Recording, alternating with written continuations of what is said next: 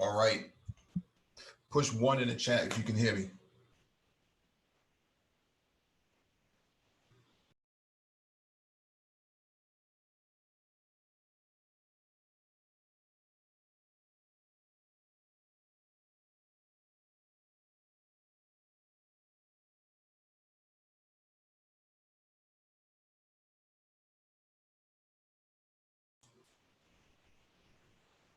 All right, I got a confirmation from the chat. Thank you for that confirmation.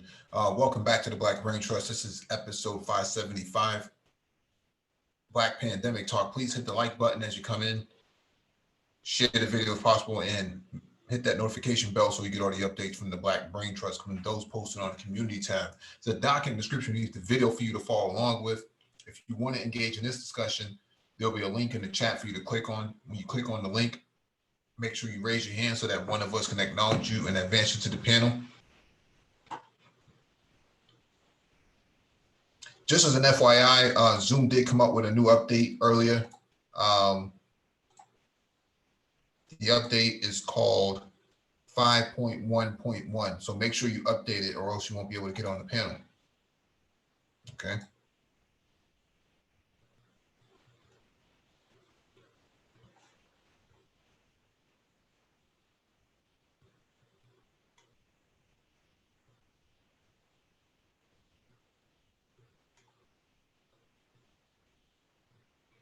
All right.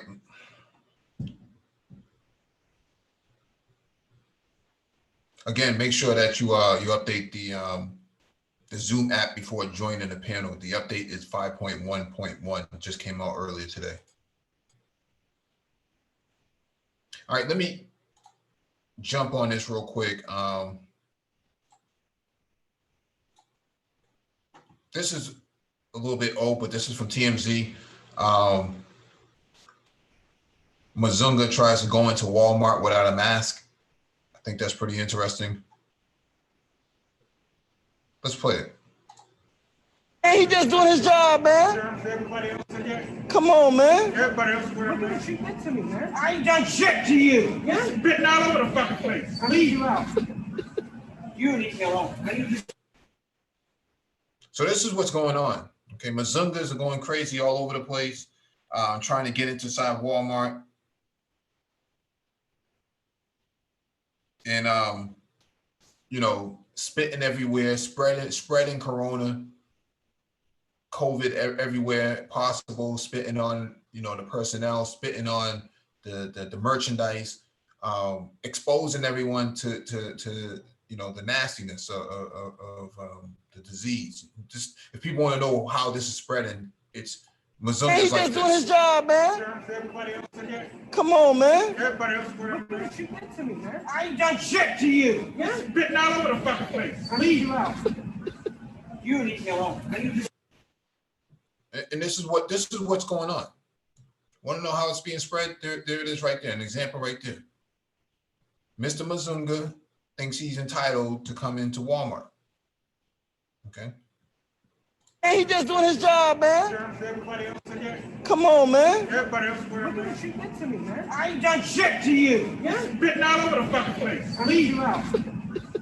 You leave me alone. Yeah, this is what's going on. We got Nagona 11 on the panel.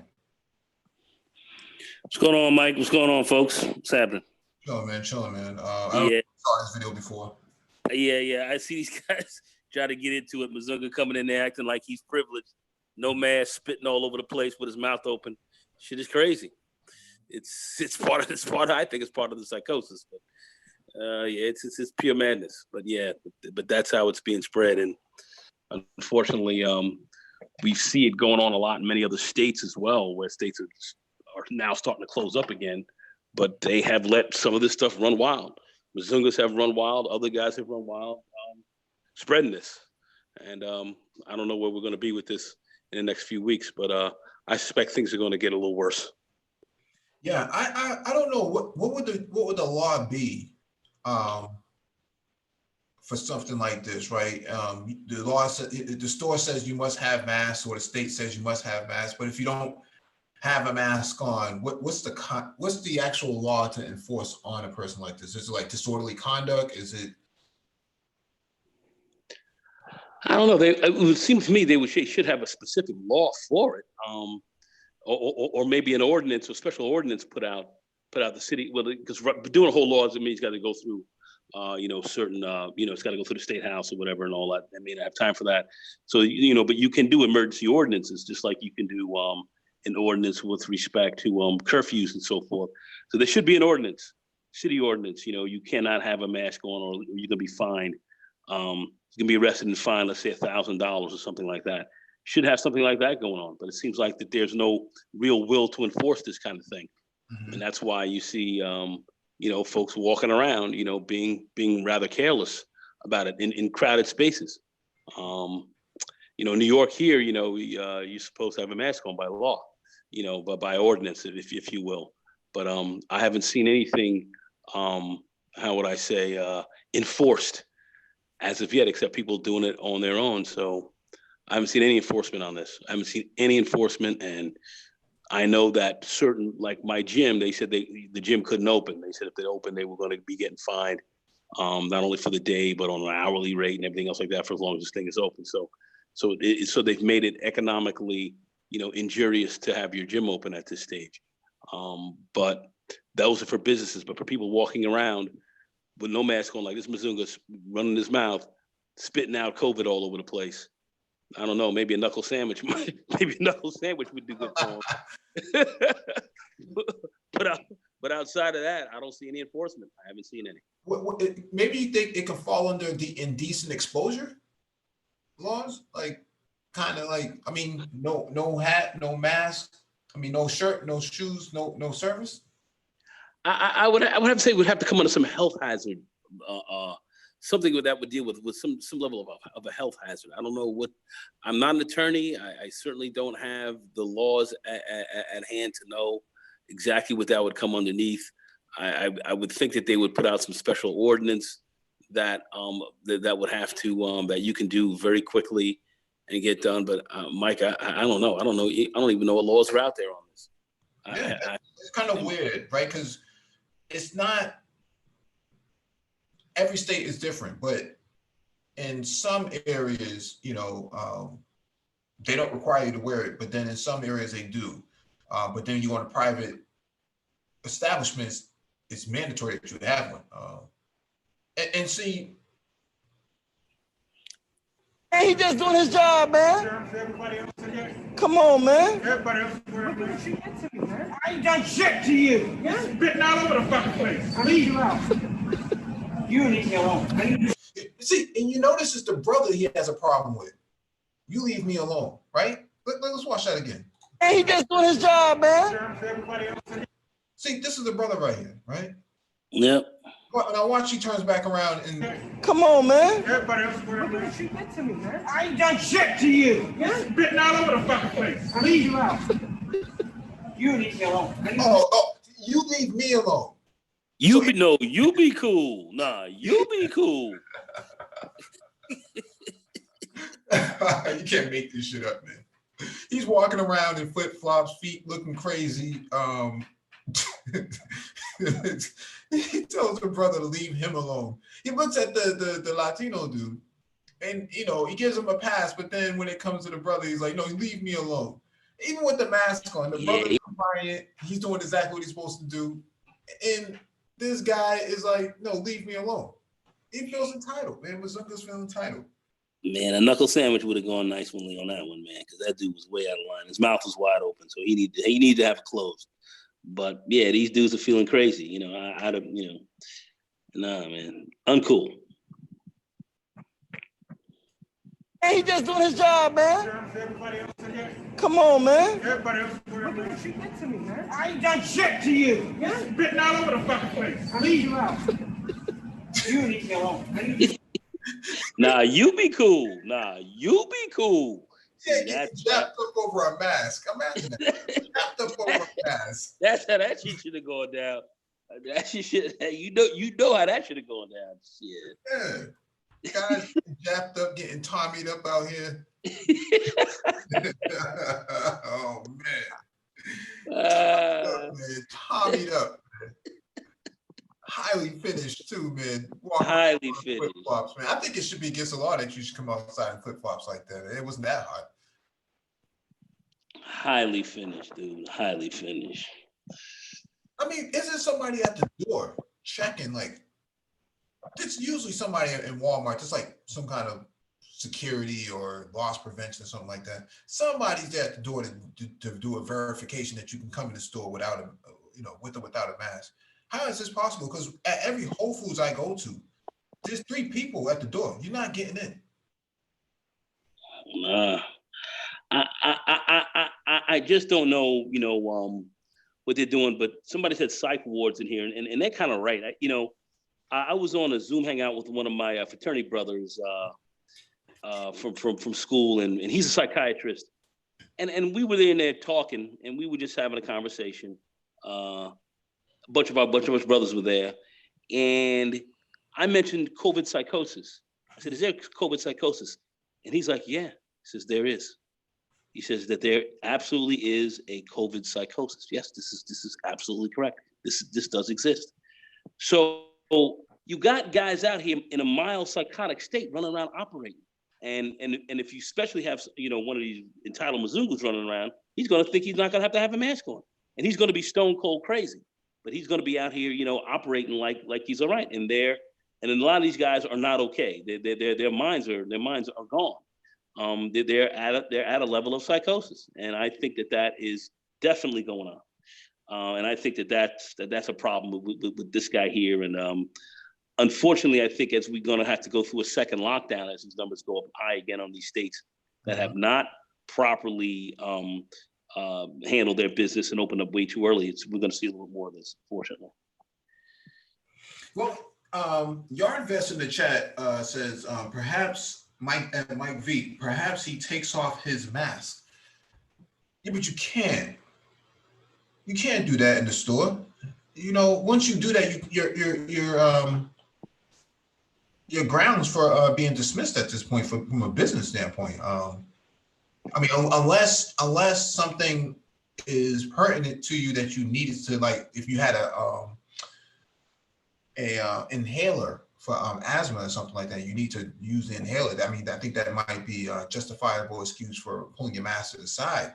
But this guy just walked around like he owned the place, man. Like, and he's not the only one. I've seen many people walking around like, I just do whatever I want to do. I don't fuck the law, that sort of perspective.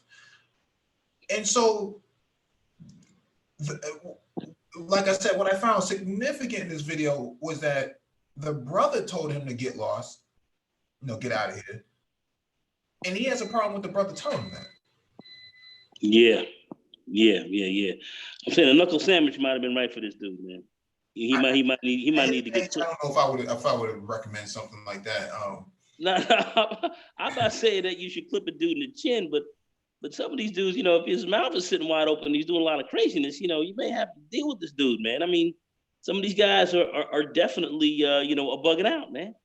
Mm-hmm. Some of these cats are bugging. It is what it is. I mean, we can't deny it. I mean, I was just walking up my block the other week, just walking up my street, walking up my hill, and here's some white lady jogging, and she runs over. Hey, how you doing? She's running all up in my grill. I'm like, oh, get back, back, beef, back. I mean, she just started running up on me, and I was like, what the fuck is this?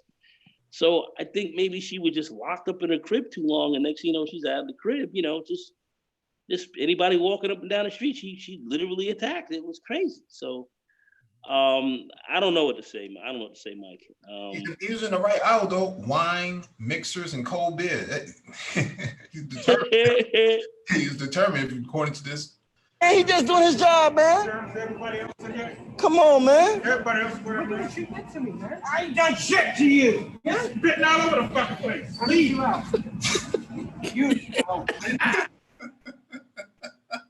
Oh shit! This is ill. Spit all over the fucking place.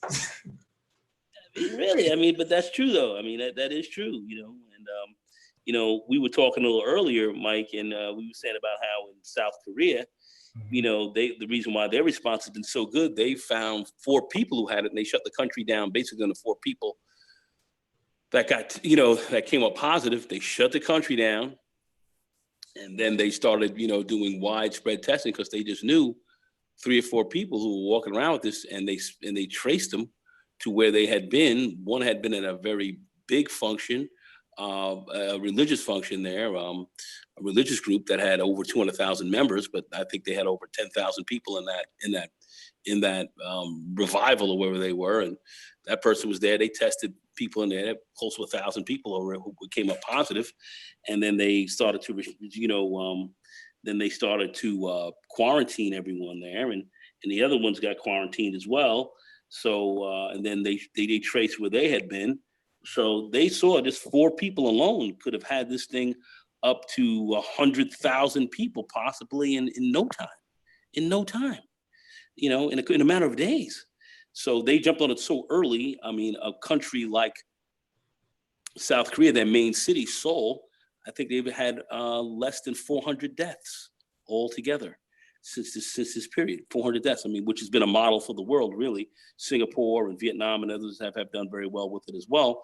But it was an early response and understanding exactly kind of, the epidemiology of kind of how these diseases move. And they were able to really cut this thing down to veritably nothing. And here we are with hundreds of thousands of people who've had it, tens of thousands of deaths, and it's because of our response. So, and then you got Mzungus running around acting crazy, acting like they are privileged, spitting all over the place. Nah, you be cool, all that kind of craziness going on. And you've got, fairly quasi, COVID psychotic people dipping around, feeling entitled. I mean, this is feeling entitled and walking around without masks on and stuff. This is really crazy. Yeah. This is really crazy. Let's go to DE Raptor. He may know a thing or two about something.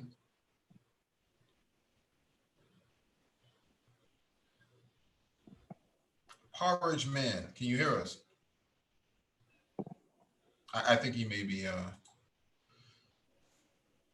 having his Ovaltine right now. So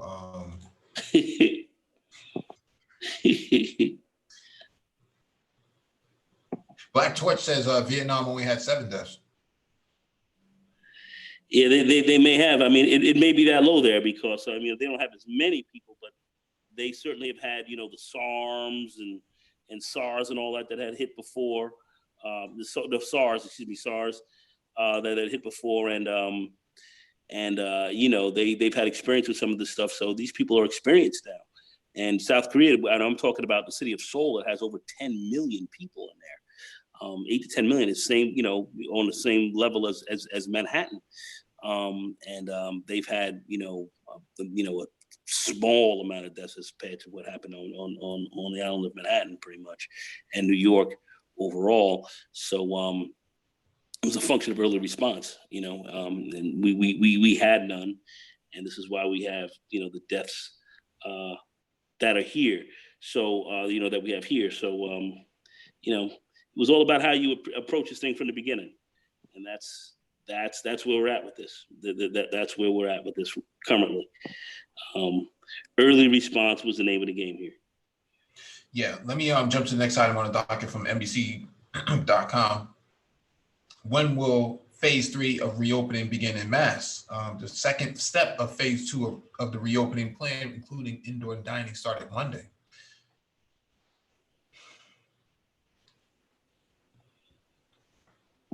The second step of phase 2 of the state's 4-phase reopening started Monday, including indoor dining, increased office capacity, tanning salons, tattoo parlors, personal training, massage therapy, hair removal, and hair replacement. Retailers are now also allowed to open fitting rooms by appointment only. Governor Charlie Baker said last week that he wants at least 2 weeks of new data between each stage. Under that scenario, that would mean phase 3, including the reopening of gyms, outdoor camps, museums, and more, would start no sooner than July 6th. The numbers continued to trend in the right direction on Monday, with Massachusetts reopening 17 new coronavirus deaths, the lowest one-day total since early April. A total of 7,874 residents have now died from the virus. The State Department of Public Health has also announced 149 new coronavirus cases for a total of 107,210 since the start of the pandemic. The 3-day average of COVID-19 death is now down 83% since mid-April, and hospitalizations are down 74%.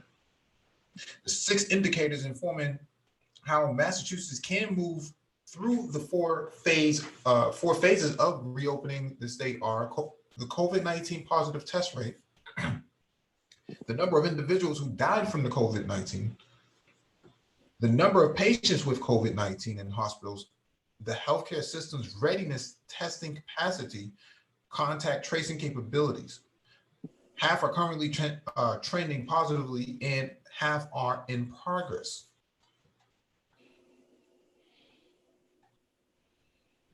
So they're just talking about which businesses are open, and pretty much all of them that have any sort of point of sale system. Interestingly enough, flight schools are open. Who wants to catch COVID, next to their trainer? What businesses are still closed? Bars, nightclubs, dance clubs, beer gardens, breweries, distillers, and wineries. Anything with large gatherings. Movie theaters are still closed. Phase 3 for moderate capacity theaters, phase 4 for large capacity theaters. So what's happening here is that depending on what capacity your venue is, will determine when you open. So if you have a large capacity area, then that determines which phase you open in. And movie theaters are phase 4. So it sounds to me like movie theaters won't be open until probably August to September. So, and then you're talking about football stadiums and stuff like that being reopened by September. So that's what they were shooting for. All right, it's interesting to see that we're gonna open up, football stadiums. Mike, you and I spoke on this, but I just want to say this: you're gonna open up football stadiums and so forth, knowing 2 or 3 people. That's all you need. All right, where you may have 10, 15,000 people, that can easily become quite, you can have a very large geometrical increase from that in no time. You can have 30, 40, 50,000 people infected in a week. Just with 2 or 3 in an area like that, this can happen. In a week, 2 weeks, a month, you could be looking at 500,000. I mean, this is how aggressive this thing moves. Geometrical progression can move very, very quickly, and they know how fast this thing can move. So why would we do that? And we don't have full out testing. We don't know everyone. It's one thing if everyone's been tested who goes into that venue. They've been tested not once, but at least twice. They're wearing masks. They're doing everything that you have to do to stay as safe as possible. And we know that these people are so-called clean. That's still risky. That's still a risky situation where I do believe you will have further outbreak from that, even because some people will not test positive, but might have something latent in their system, and it may come up later, and they could still pass something on. Who knows? But that could easily happen. But still, that would be the safest way to do this. Are we even talking about that? We're not even close to even doing that, where everyone who would walk in there would be tested and traced. We haven't done that. Well, so how can we even open up and even talk about this thing being realistic, knowing that 2 or 3 people could easily, start another tremendous wave of sickness in a very short period of time? Why would we do this? Knowing the progression of this disease. It's not like we don't know. Knowing the progression of this. That's my question. We have D.E. Raptor on the panel.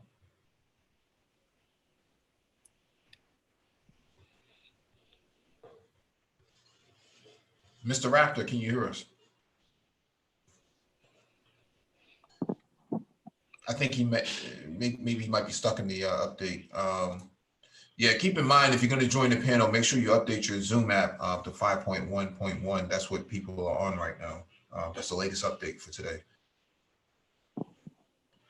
All right. Let's go to CBSNews.com. Coronavirus cases surging in Florida and Texas as states barrel ahead with reopening plans.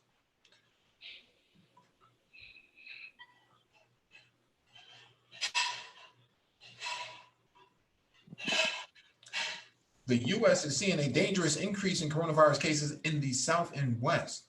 As the nation pushes forward with reopening, half of the states are now averaging more new cases each day than they have in weeks. A fifth of new infections globally are in the U.S. Florida and Texas are setting records for positive tests, and their governors are warning they may need to crack down on people who aren't social distancing.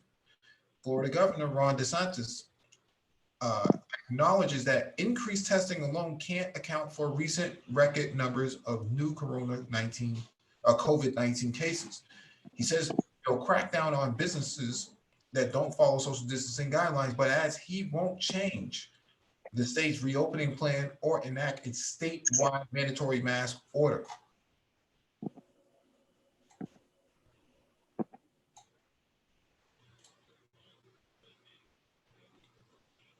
With Florida topping 100,000 cases Monday, more younger people are testing positive. Doctors are sounding the alarm.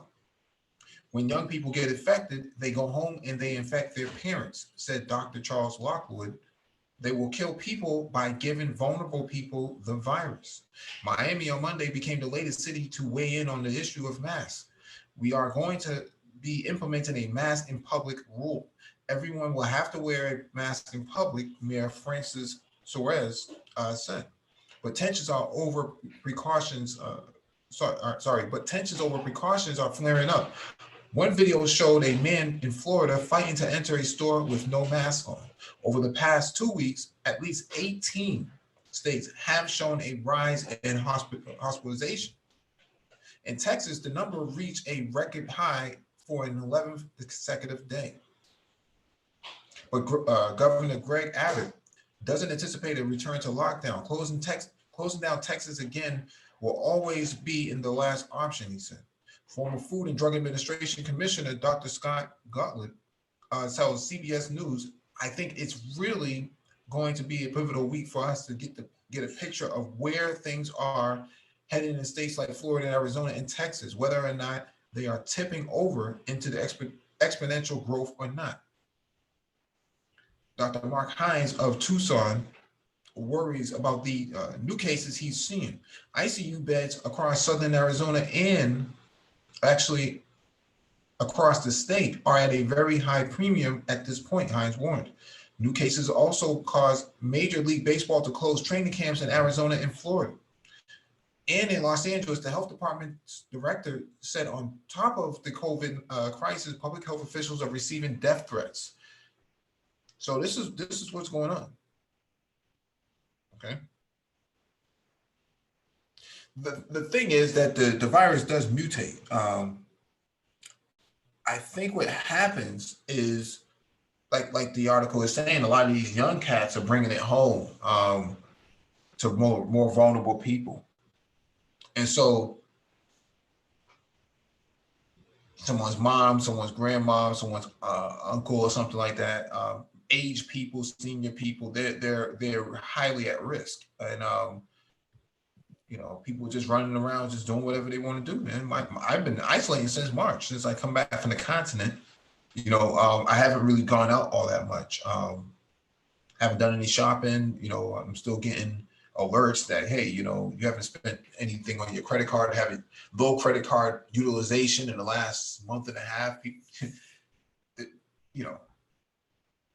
I don't see any reason to go out. I don't know where these young people are going. I suspect that a lot of these people who do go to these protests, these demonstrations, are bringing back these infections. Okay. Absolutely. Absolutely, they're doing that. And that's the thing I'm worried about New York City. Because my daughter, she was down there doing that, and I was like, all right, it's cool. She stopped by the house just the other day, and I was like, make sure you have your mask and stuff on. She did. And now she's going back up there, to hang with her moms and stuff. And I'm like, need to be careful, You want to be, infecting, older folks. Because at the end of the day, you're a kid, you're 25, and a 25-year-old age group really has not been affected. I looked at all the deaths that happened in New York City, and we only had 3 deaths from people 25 and less. 3 out of all the deaths we've had. So this is definitely not a disease that's hitting young people and knocking them out the box. People can get sick, but it's not killing them. But it's certainly, the biggest age demographic is between the ages of 45 and 64. That is about 31%. And, you have, that's 28%, excuse me. And then you had people who were 64 to 85, that's where, the majority, 75% of your people were getting basically, 75% you had people that were dying there. Then you had, I think, 20%, of people that were dying. I have the numbers right here. 20% of people that were dying from between the ages of 45 to 64. And then you had like 8% that were 6, 7, or 8% or so that were under that age. And it was a very tiny number of people who were below the 20, 25-year age group that died. So they're not really a demographic that's really getting hit that hard. But it seems like the older people are. So middle-aged or older people are really in danger for this. So yeah, they can easily bring it home and kill you. Yeah. DE Raptor, can you hear us?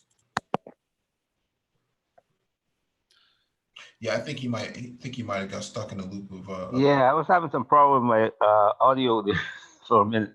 Yeah. Okay. I was trying to see if I could fix it. I don't know how I had turned the stuff off and turned it back on again. Yep. I save my comments till later. This thing here is these people knew it was going to start up, and they knew that they don't want to shut it down again because they know the cost. But it might end up being that way.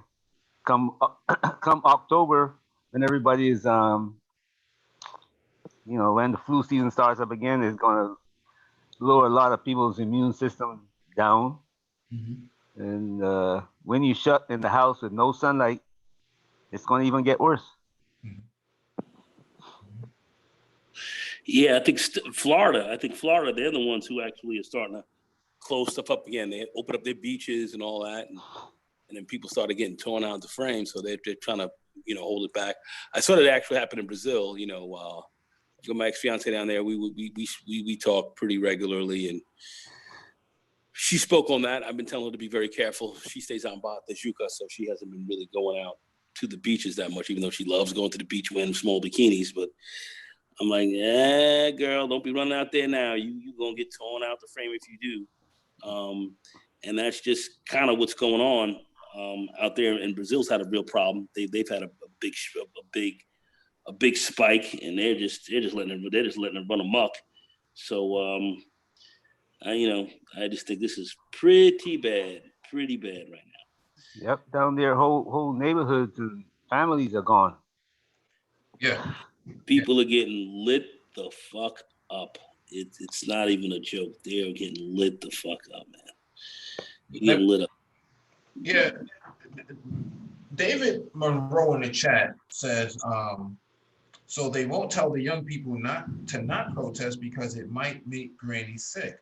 Why is it okay for some people to go out and do as they please, but not others? So the Constitution allows these people to have the freedom to assemble. Okay. The thing about a pandemic is that we're not in lockdown anymore, right? We're out of lockdown mode. We're in phase 2 now.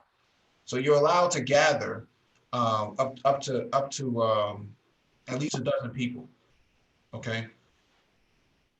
It's recommended for people not to be at large gatherings, but people are free to do as they wish. And so if you go out there and you contract something, then it's on you. Way how I see it is that you really can't stop people from protesting. I mean, what are you going to do? You can impose a curfew, but if you impose a curfew, then you kind of contradict your phased reopening, all right? Because the other businesses have to reopen, and they shouldn't have to shut down because of a protest. So there's a bit of a conflict here in making this assessment that because people are out there protesting that they shouldn't be able to protest because of a pandemic. That's not really the case. That's just not the way the culture is in this country, and to try to take it otherwise, is only going to cause more problems. Prohibition doesn't necessarily help in that area. And so the way how I'm seeing it is that when I went to the BLM protests, you had to register. And so that's the way they're playing the game. So that's my understanding. I only went there last week, but you had to register in order to even get the information. You didn't go there without, you can probably falsify whatever information you want, but it seems to me that they have registered a whole lot of people for going to the protest. So.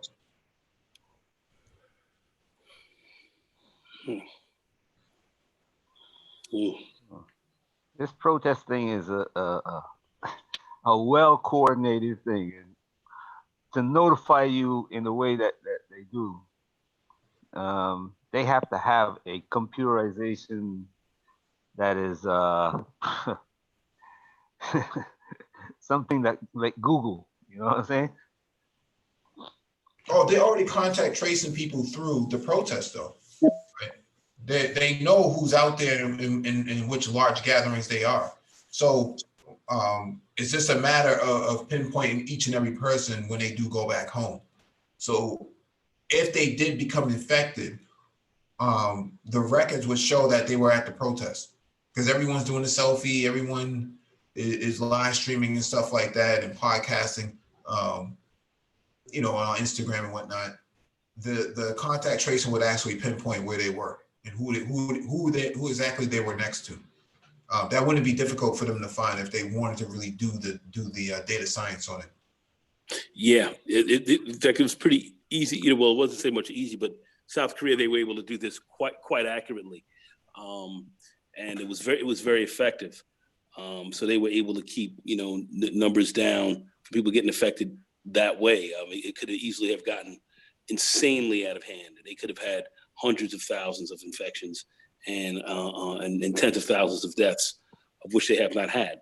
But that's exactly what they did. Was they traced contact where everyone was. They saw at least one person was at a big giant function with over 10,000 people. They went and tested all of those people that were at that function or got as close to them as possible, knocking on doors, phone calls, the whole deal. They had a coordinated game in place to do it. So you have to have the organization in place to make this happen. And they did. And they had experience where they felt that they didn't handle the SARS situation they had some years ago earlier. So they had experience with this back, I think, in early 2000 or whatever that was.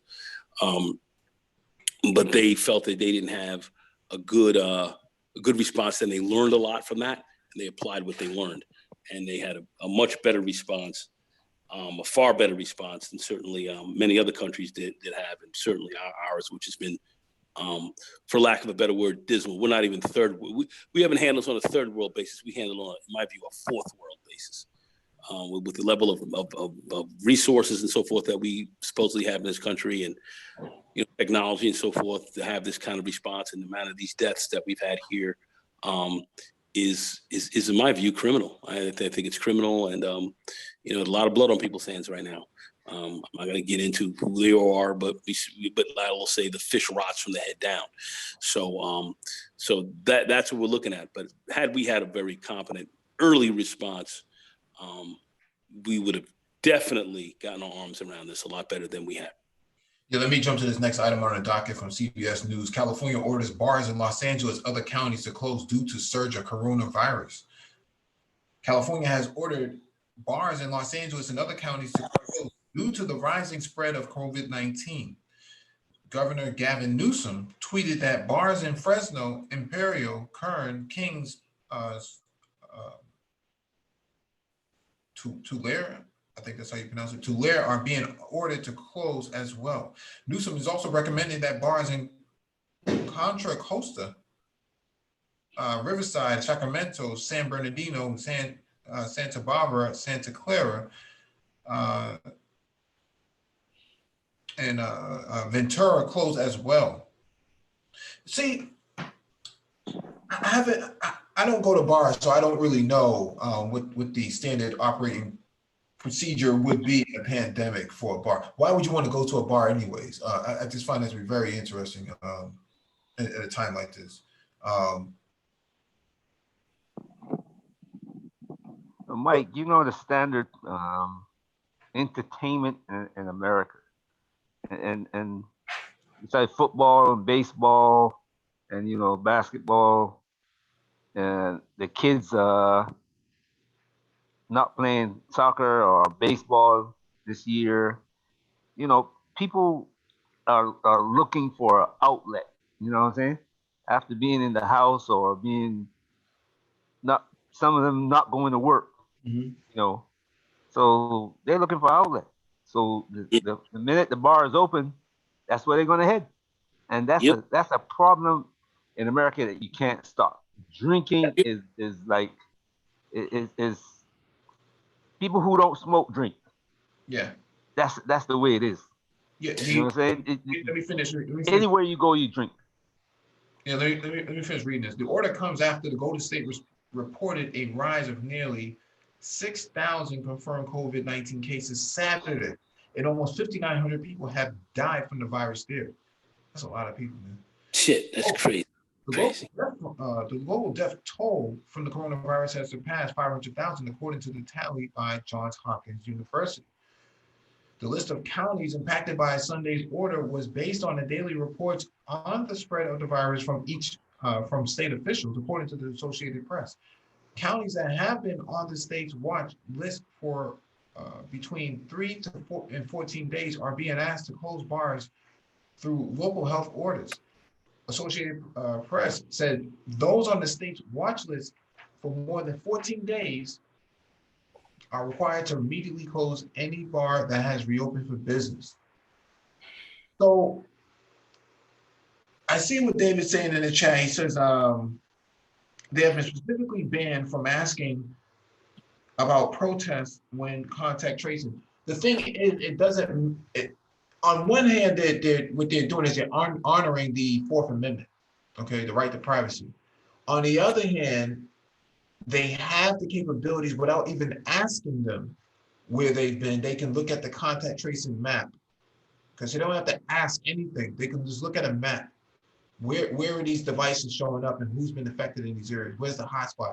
Johns Hopkins University already has the system in place. They've had it since the beginning of the pandemic. Yeah. Wow. We haven't gotten our arms around this thing as of yet. We've squandered a lot of valuable time as well, even this whole period of this 90 days or whatever since March, March, April, May, June, this last 90 days going into July. We have not maximized. Not everybody's been tested. Most people haven't been, trace contacted. I mean, we haven't done any of this. We're talking about opening up, and it's the most ass backwards thing I've ever heard. I mean, it makes no sense. I've been tested. My brother was tested. I mean, we've all been tested. Oh boy, I don't know, man. This is just bat down the hatches, man. October's gonna be a son bitch. Yeah. Yeah, let me jump to the next item on the docket. This is from quartz.com. COVID-19 is revolutionizing the way we commute.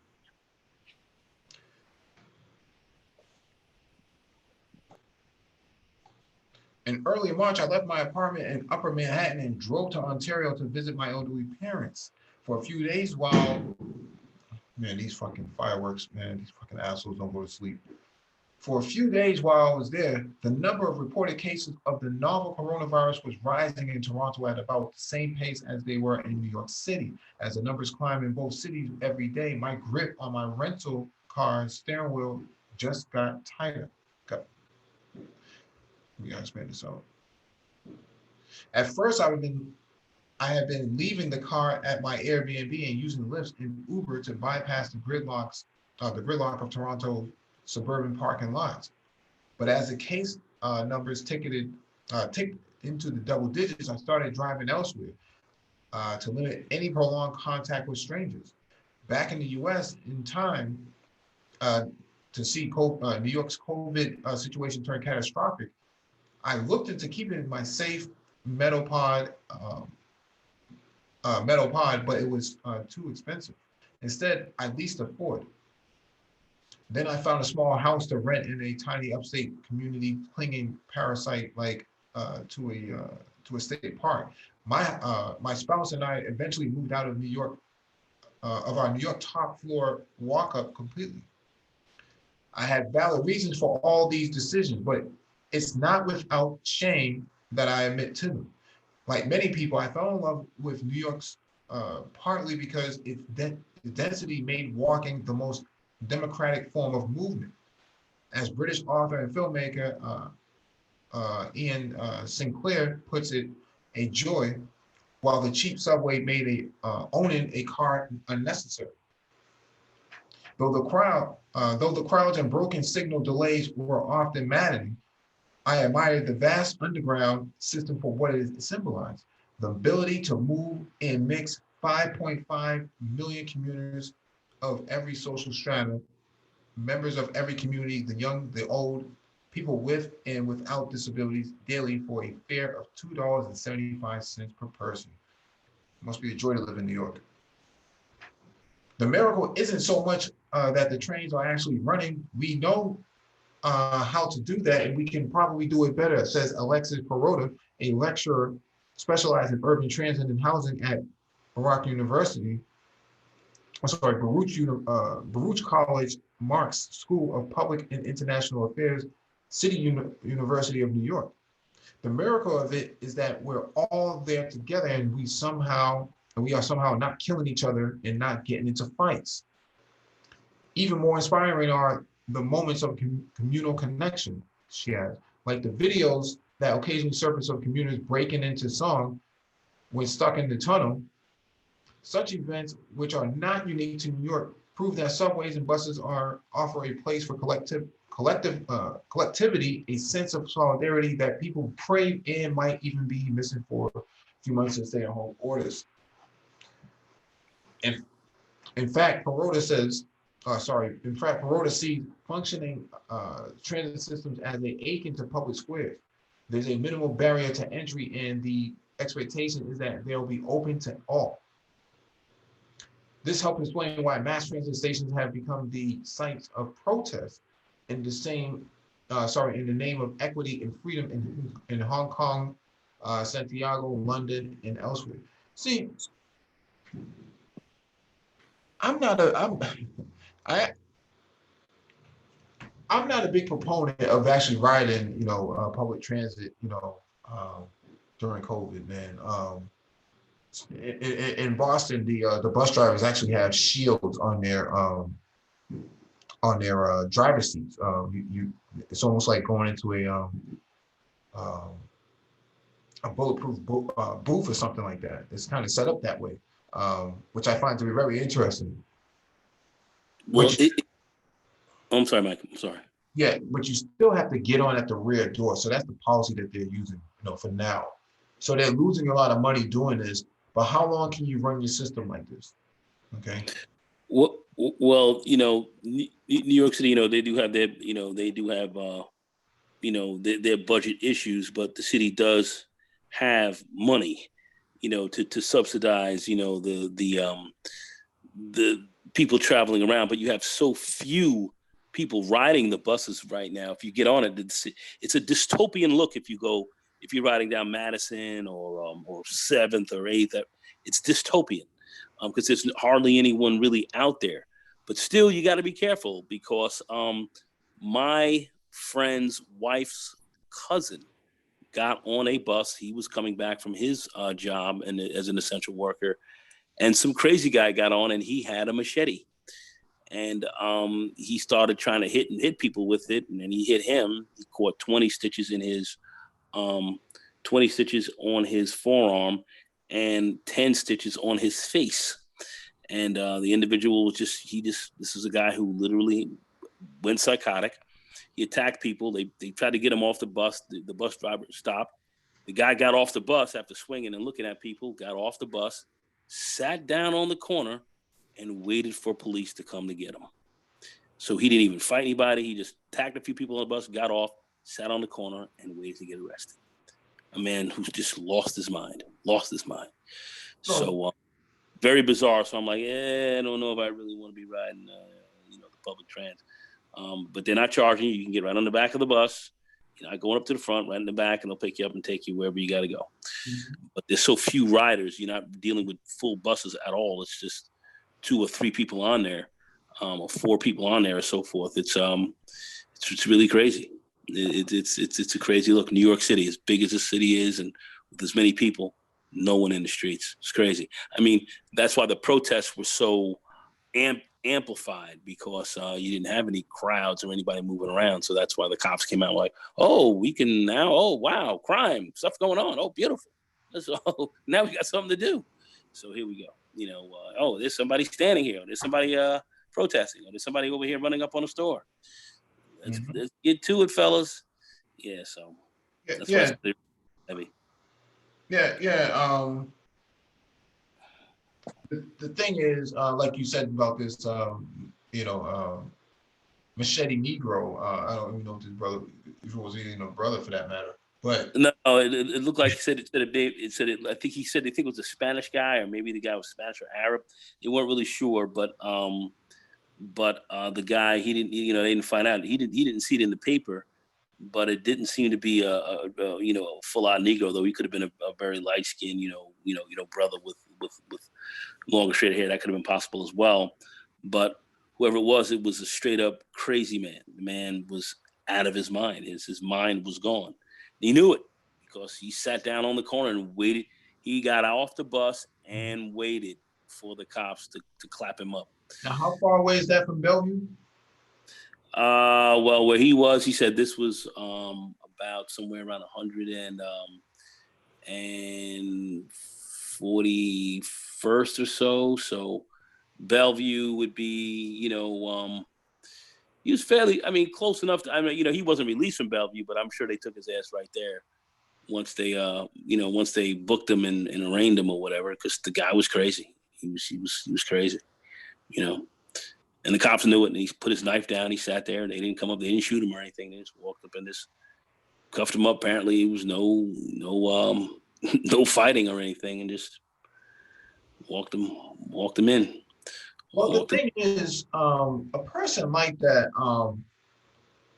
it's unpredictable, right? There's no way you're gonna know what this person is gonna do. They just whip out and just get to chopping. And so in an instance like this, it was asked in the chat about community policing, not really related to COVID, but a public health official should have been in contact with this person. First and foremost.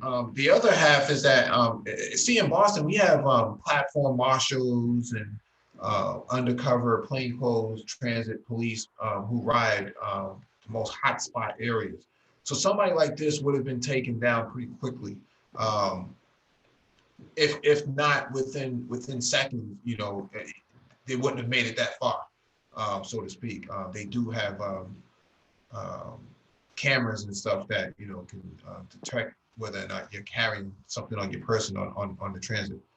And so TSA actually does, at least they used to do the inspections on the trains and stuff like that. You wouldn't have been able to get past TSA that easily. Point that I'm making here is that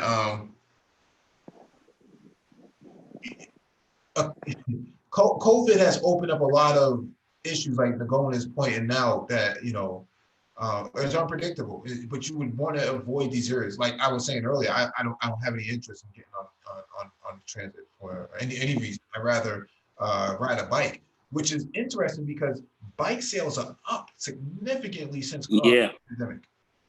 Bike sales are up. Yeah. And so people are actually riding to their next destination rather than to be riding in transit, man. It's a good time to sell bikes.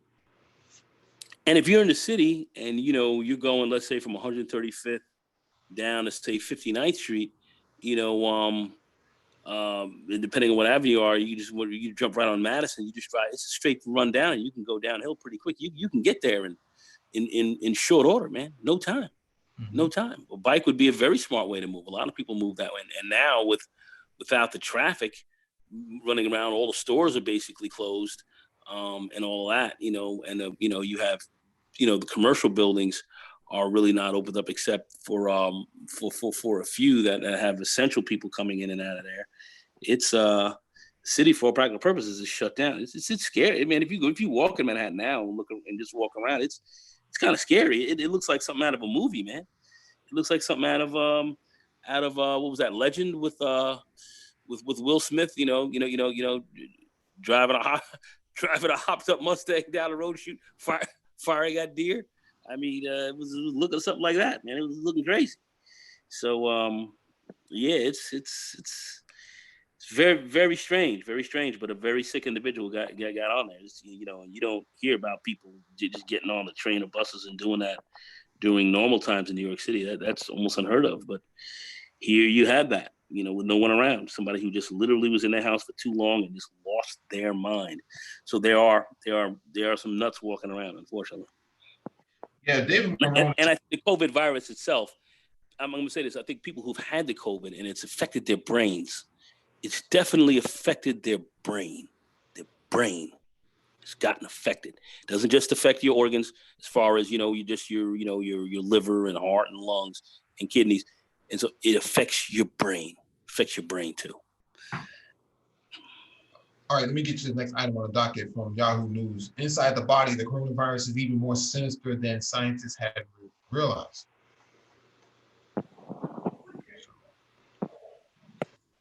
The coronavirus reputation for messing with scientists' assumptions has taken a truly creepy turn. Researchers exploring the interaction between the coronavirus and its host have discovered that when the SARS-CoV-2 virus infects a human cell, it sets off a ghoulish transformation, obeying instructions from the virus. The newly infected cell spouts multi-pronged tentacles studded with viral particles. These disfigured zombie cells appear to be using those streaming filaments or filopodia to reach still healthy neighboring cells. The protuberances appear to bore into the cells' bodies and inject their viral venom directly into those cells. Genetic command centers, thus creating another zombie. The authors of the new study, an international team led by researchers at UC San Francisco, says the coronavirus appears to be using these newly sprouted dendrites to boost its efficiency in capturing new cells and establishing infection in its human victims. Their research was published Friday in the journal Cell. The scientists also believe they have identified several drugs that could disrupt the viral takeover of cells and slow the process by which COVID-19 takes hold. These compounds, many of which were designed as cancer treatment, seem likely to work because they block the chemical signals that activate filopodia production in the first place. Among the 7 drugs they identified as potentially useful against COVID-19 are I don't even know how to pronounce that, a still experimental drug in early clinical trials as treatment for bile duct cancer and a form of childhood brain cancer.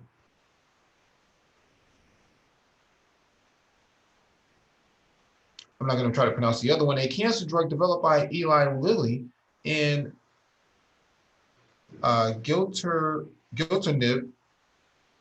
a drug in use already to treat acute myeloid leukemia. The new research emerges from an ambitious effort to identify promising COVID-19 treatments using the science of proteometics, the interactions among proteins. Scientists set out to identify the chemical signals and cascading chain of events that take place when a virus meets and overtakes a host cell.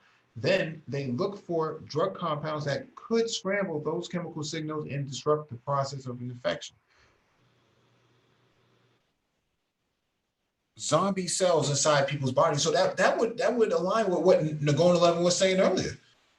That COVID psychosis could be because of these zombies.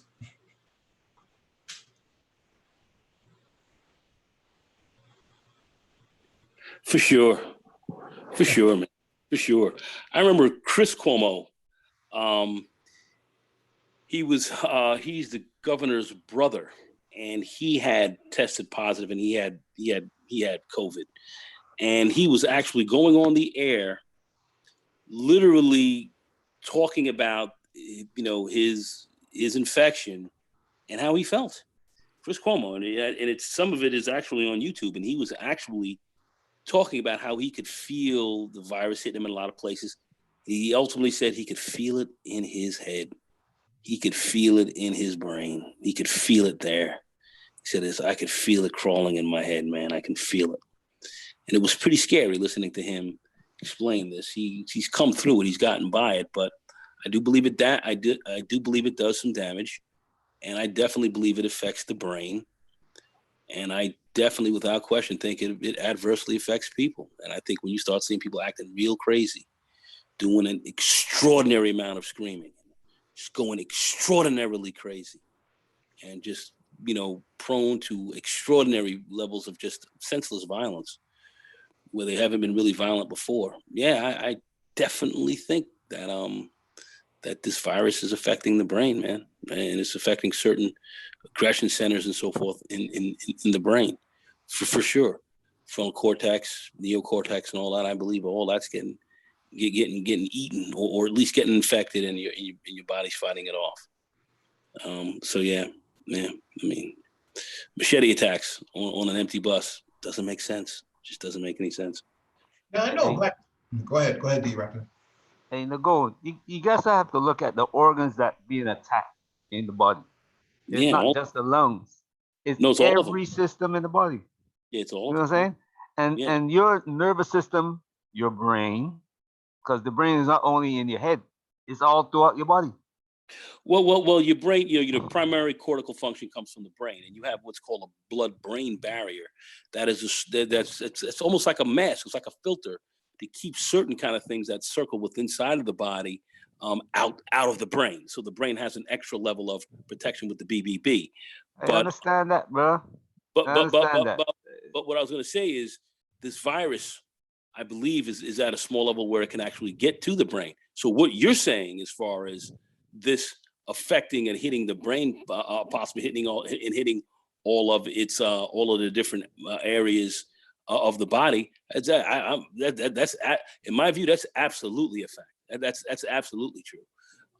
I think it's hitting everything. I think it's banging out everything, and there's nothing safe. So as far as you saying the brain and how it affects all these other issues, yes, higher cortical function, how you think, reason, and function, and all that is from the higher cortical sections of the brain, but and that's in the head. But this thing is getting past that blood-brain barrier, so I don't exactly know what micron or nanometer size types of virus this is. I'm not able to quote that off the top of my head, but it's very small. It can pass into that and get into the brain.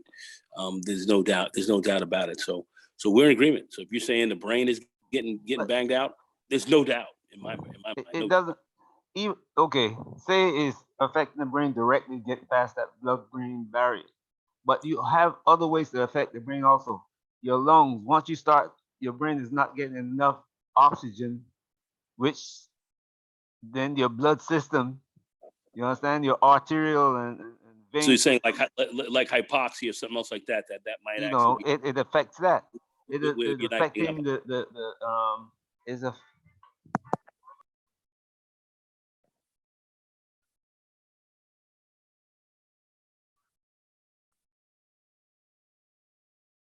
Is he there?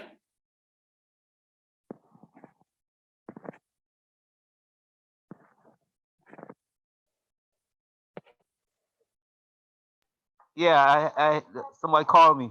Oh, I was saying, it once it start affecting the functions that the brain depends on, then the brain's going to even the microbes in your belly, in your abdomen. Once it start affecting them, the brain's going to get affected. well, like I said, for anything to really affect the function of the brain, it's got to get to the brain. You can, if you're saying like it's like if somebody getting choked off and there's not enough oxygen getting to the brain, then that means you have a lack of oxygen potentially, hypoxia or whatever. That you're not getting enough oxygen that could affect you. Yes, but as far as any microbes or anything else like that, or a virus, which is very small, getting to the brain, it's got to get past that barrier, and that's one of the protective screens that nature has provided for us to protect the brain from other things, that will not affect it, because that's the primary, that's the primary organ of the brain that regulates everything: your heart, your lungs, your breathing, everything. It regulates everything. Your sympathetic, parasympathetic nervous system, all of that. And you have these various you have these large arteries that run through the brain that feed it oxygen and so forth. But you've got this barrier that covers the brain to keep it from being affected from anything that's. It's almost like a separate system in itself inside of the body, the brain itself. It's actually a separately protected system. And too bad um, Dr. Phoenix is not here to kind of back a lot of this stuff up, but that's exactly what we do have. But if you're talking about endotoxins and so forth, that can be produced from some of these bacteriums and so forth in the body, and then adversely affect you and have these issues. I'm totally agreeing. I'm in agreement with you, man. I'm definitely not disagreeing with you saying, because I know that the brain is being affected. I just see too much shit going on that tells me that the mind is not being affected right now. And I don't think some of this is just because people are literally isolated. I think it's because they've had these infections, and it has affected their brain in some organic ways.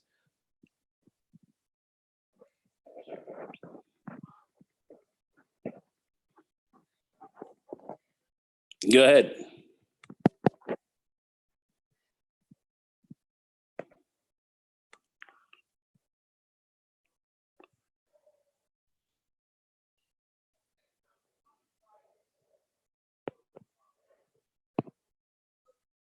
Mike, are you there?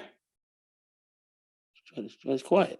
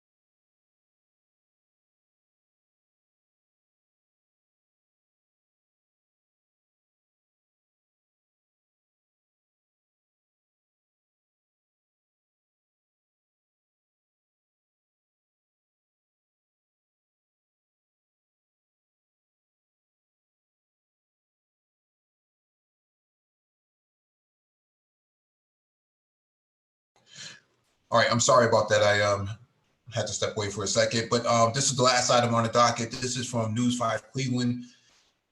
New study shows effectiveness of different types of masks.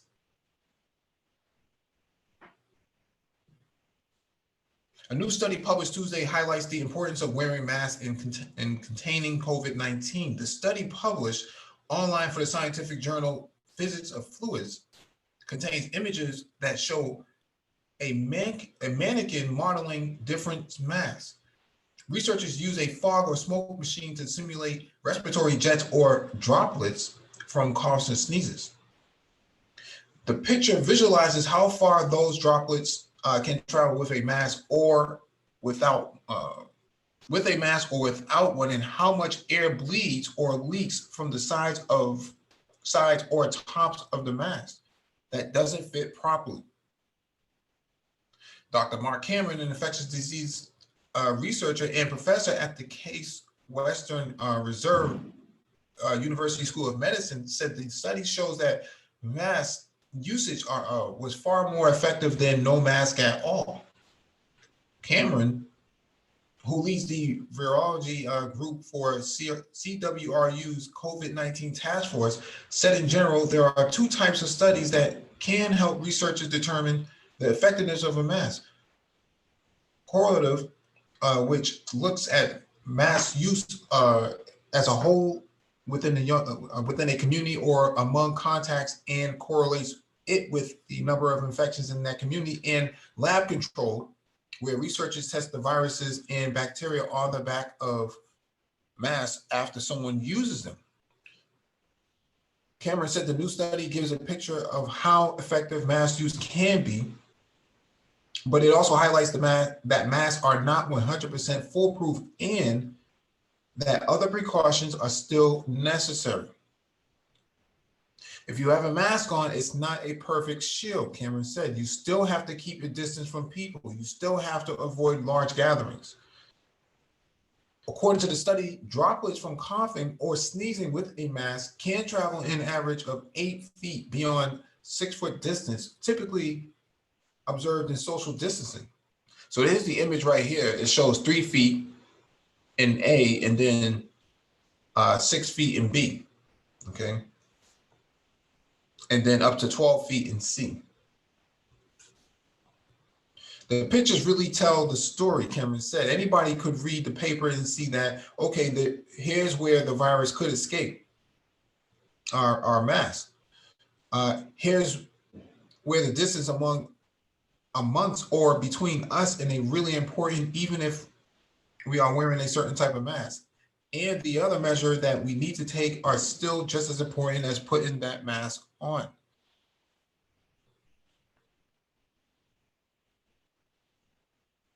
This is pretty interesting. According to the study's results, a bandana made of t-shirt material cuts that distance to slightly more than 3.5 feet, while a folded handkerchief reduces that to 1 foot, 3 inches. A stitched cotton mask, just 2.5 inches, while an over-the-counter commercial cone mask found at drugstores can allow droplets to go an average of 8 inches. Oh, so you're saying that these bandanas and stuff can have some level of effectiveness? Interesting. Yosemite Sam ain't never wrong, I guess, man. Yosemite, bow legs at all. Yeah, man. Interesting though. A bandana made of t-shirt material cuts the distance to slightly more than 3.5 feet. So it's actually the least effective, but it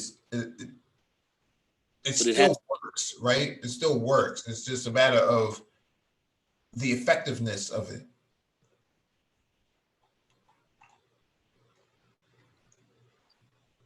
It helps instruct us as scientists and hopefully relay that to the community in terms of mask usage and how a mask has to fit and the potential types of materials that can best protect us, Cameron said.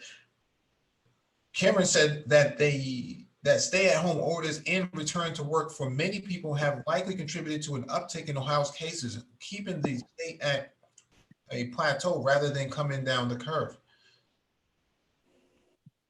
What has surprised us as epidemiologists is the length of time that it's taken from reversing the stay-at-home orders and gradually going back to work and some of our daily activities, and the case numbers that are posted accordingly. Cameron said. He said enough states have shown similar patterns to demonstrate that the end of stay-at-home orders were really responsible first and foremost for the upswing in cases that we're seeing now. But that's taking longer than epidemiologists imagine. It takes up to a month. For example, some of the new cases we're seeing today in Ohio could still be downstream infections from Memorial Day weekend or have occurred in workplaces that went back to work a few weeks ago. And now we're starting to see the accumulation of those cases, and they are showing up in our daily case count. While Ohio remains around its plateau, Cameron said he hopes Ohio isn't entering a second wave. A little bit too late for that. I hope that it's just not luck alone that's keeping Ohio around its plateau, Cameron said. But we should also be disappointed. We should be learning more. We should be truly bending our curve and coming down the other side.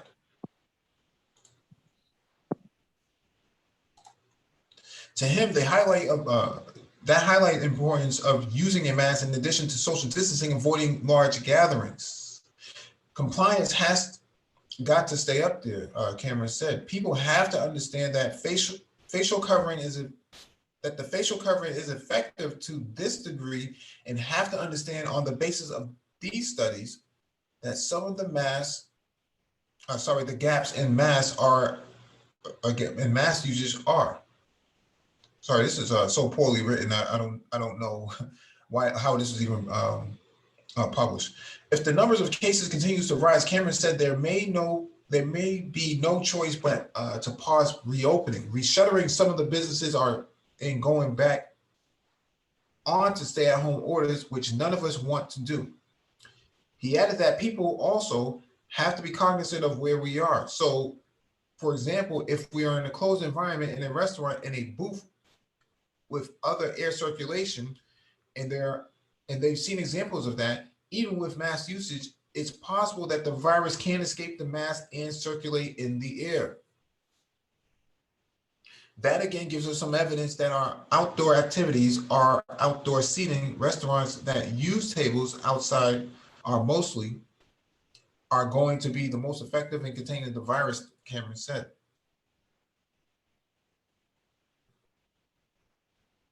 This is interesting, man.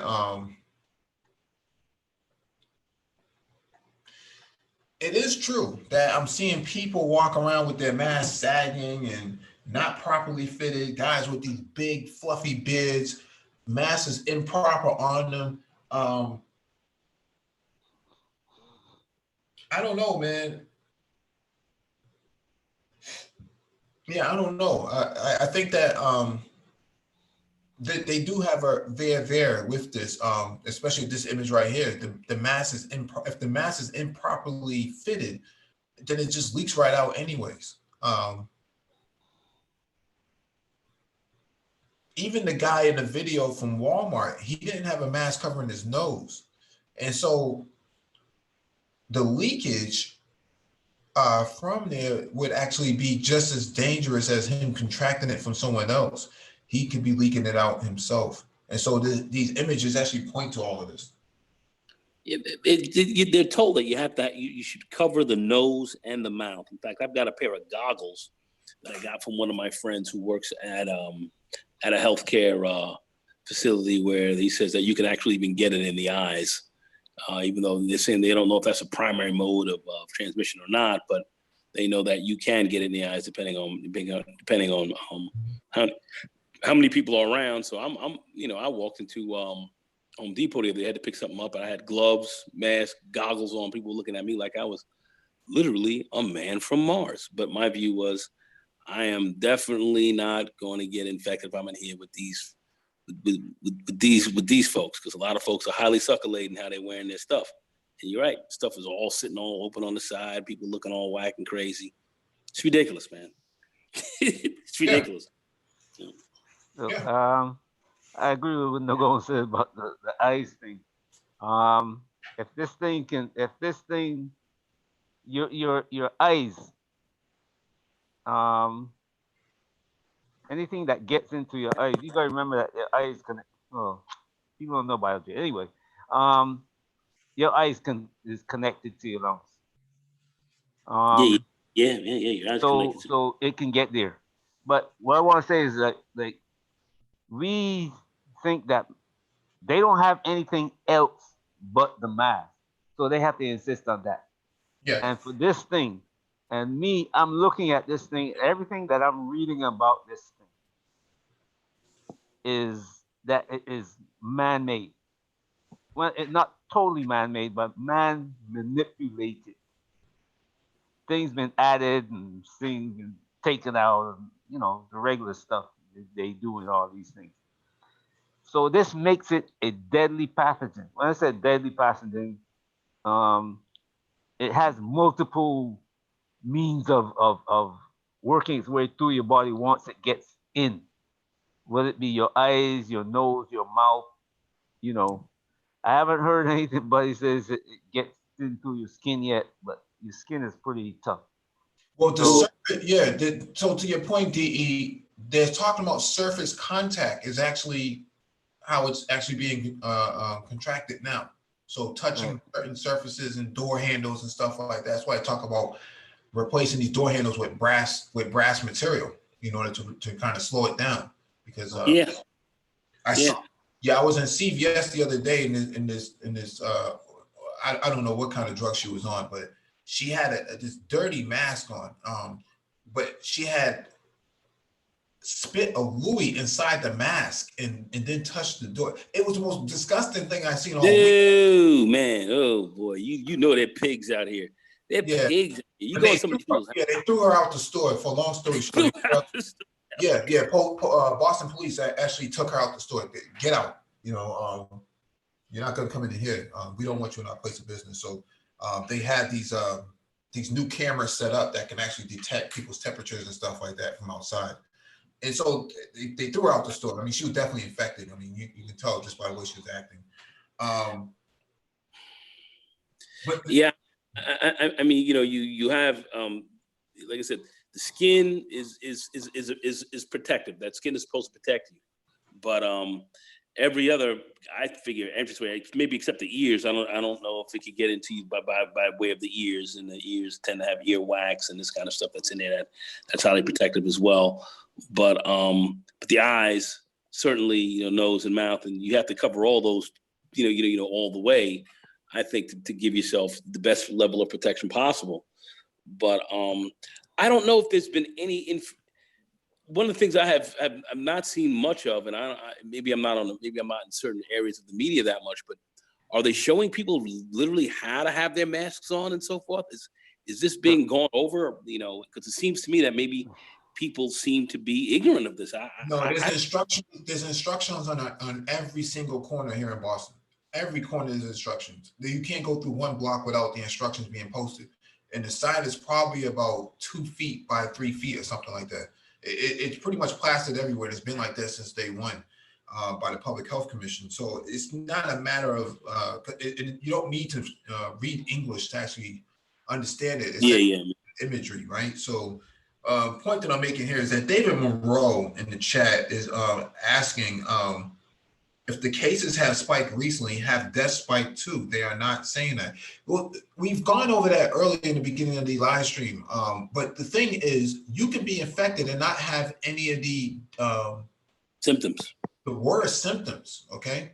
You may not show any symptoms for a month. And so that's why they had the 30-day lockdown period. That was the whole purpose of it, was to, if you did have it and had not been tested, that, you would actually slow the contamination to spread down. And so the idea here is that just because people aren't dying like they were at first doesn't mean that people aren't having the same infections. Okay, the virus has mutated at least twice. They're already saying that what was found in Washington is different than what they're finding in New York. Well, it's an RNA-based virus. Yeah. And since it's an RNA-based virus, it's not a DNA-based where it has a double helix on there, and it's got a sugar backbone to the back of it, which really makes it a lot more stable. This is an RNA-based, one strand sitting pretty much wide open. It can easily be ripped, open up easily to be mutated. A couple of basic nucleotides. The only thing you need is a tyrosine change or a change in isoleucine or something else like that may come in by any which way, by anything, more air or whatever. Who knows what could make it mutate quicker, and it misread improperly, so it can't read properly, and then all of a sudden, boom, you have a change in a nucleotide, and boom, you got a mutation. These things can happen very quickly with an RNA-based virus, so things could move it can mutate very quickly. So, with someone might be saying, hey, listen, this could be a virus that's man-made. It's possible.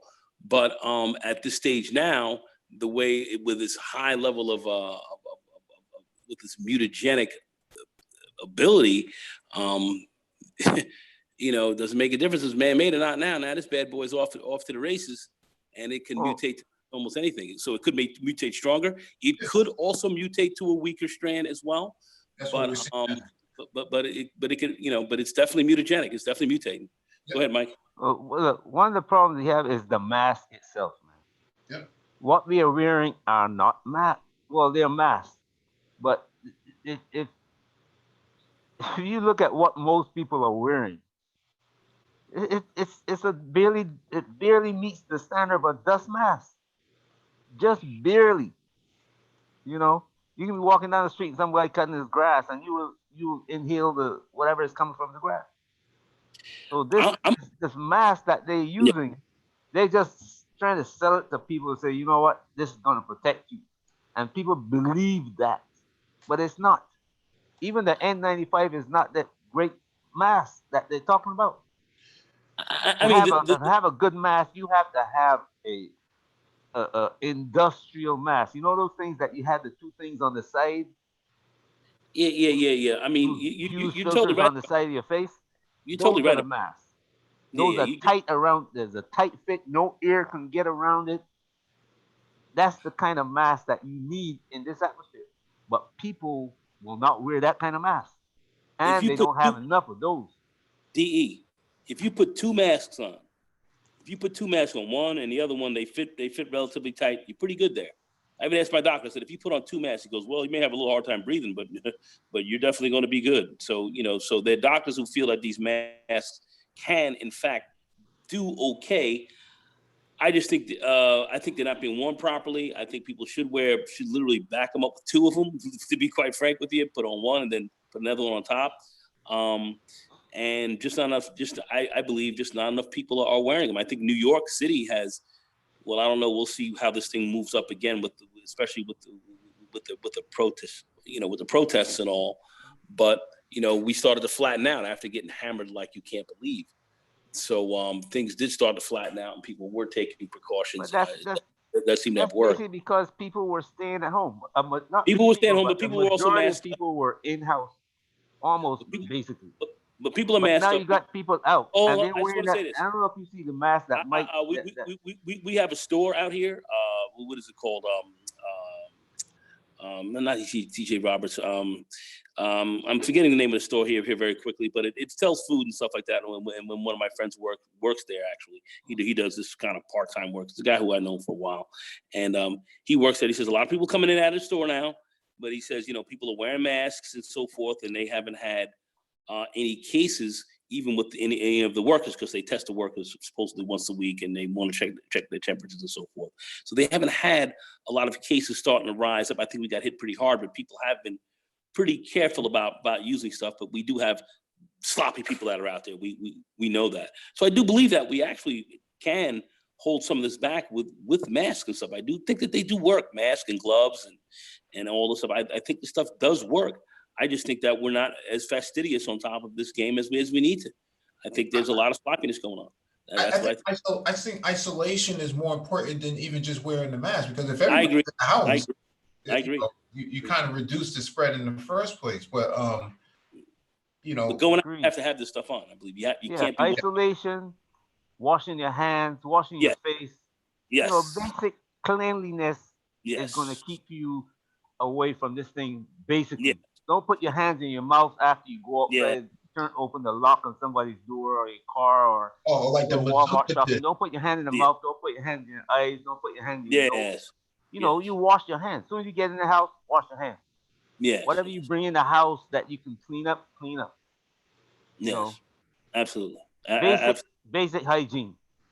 And I think it's also because right now I use soap and water, and now I also do a final rinse with pure alcohol, isopropyl alcohol.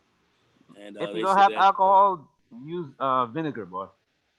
but alcohol is definitely going to strip strip that thin lipid layer off of Off the virus, yeah. off the virus. It's definitely going to Skin that turkey. skin that turkey quick and put his ass in the sun and finish. But yeah, no doubt. We got Renaissance Man on the panel.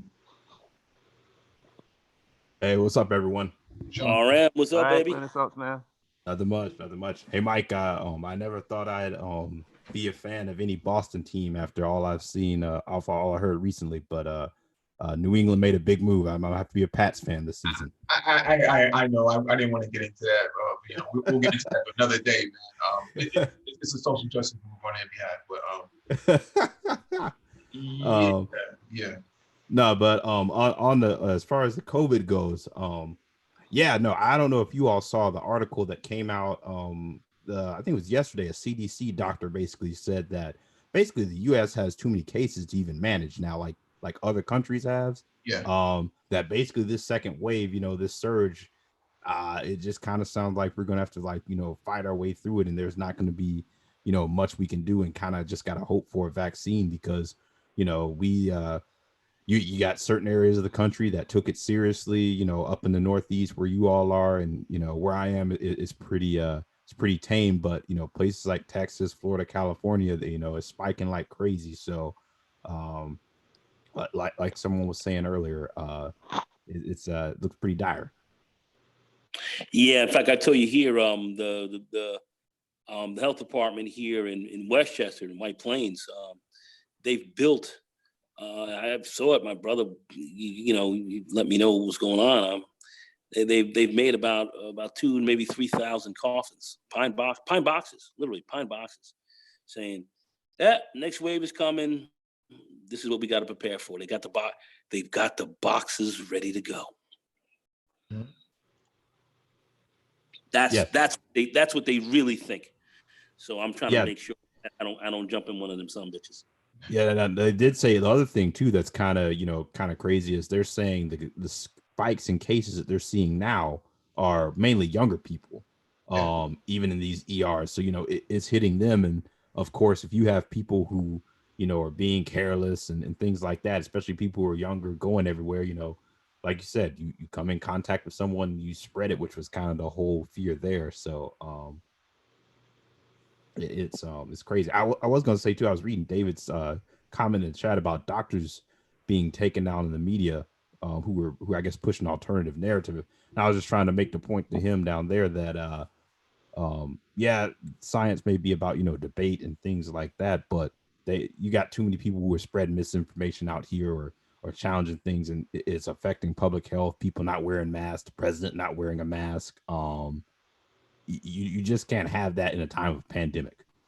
Yeah. As I said, the fish rots from the head down, man. Fish rots from the head down. Yeah, you got scientists out here who will say that global warming doesn't exist. So, I mean... Get politicized science. Exactly. Yeah, it's crazy.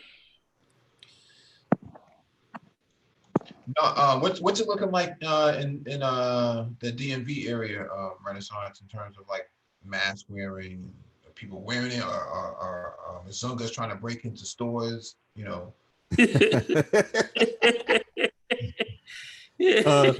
Now, from what I've seen, I mean, my company has been steadfast, and like I said, they don't. If you're essential, like if you can do your work from home, continue to work from home. It wouldn't surprise me if I work from home for the rest of this year, to be honest with you.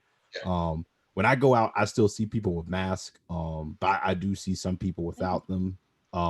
things are opening back up, but some things are still closed. You still I don't think restaurants have gone back to letting people like eat like that inside. I know a couple weeks ago downtown DC was supposed to like start letting people like be at least socially distanced inside the restaurant and maybe eat inside, but that was before all the second wave, and I'm sure they're taking those precautions, especially with all the protests. So people have either been eating outside or to go and all of that. So, but it seems to not, not having as crazy as spikes as you're seeing in, in other places. But the other thing will be is when people start traveling, 4th of July coming up this weekend, people move across the country, whether, that spreads here. Like I know the beaches in Florida, for example, are closed, so you won't have that issue, but people out on the water here.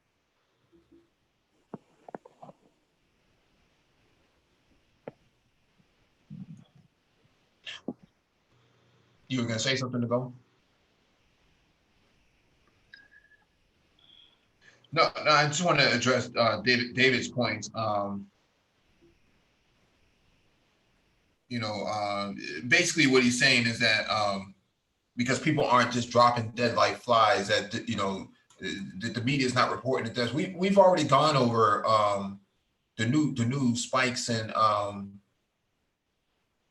actually let me pull up the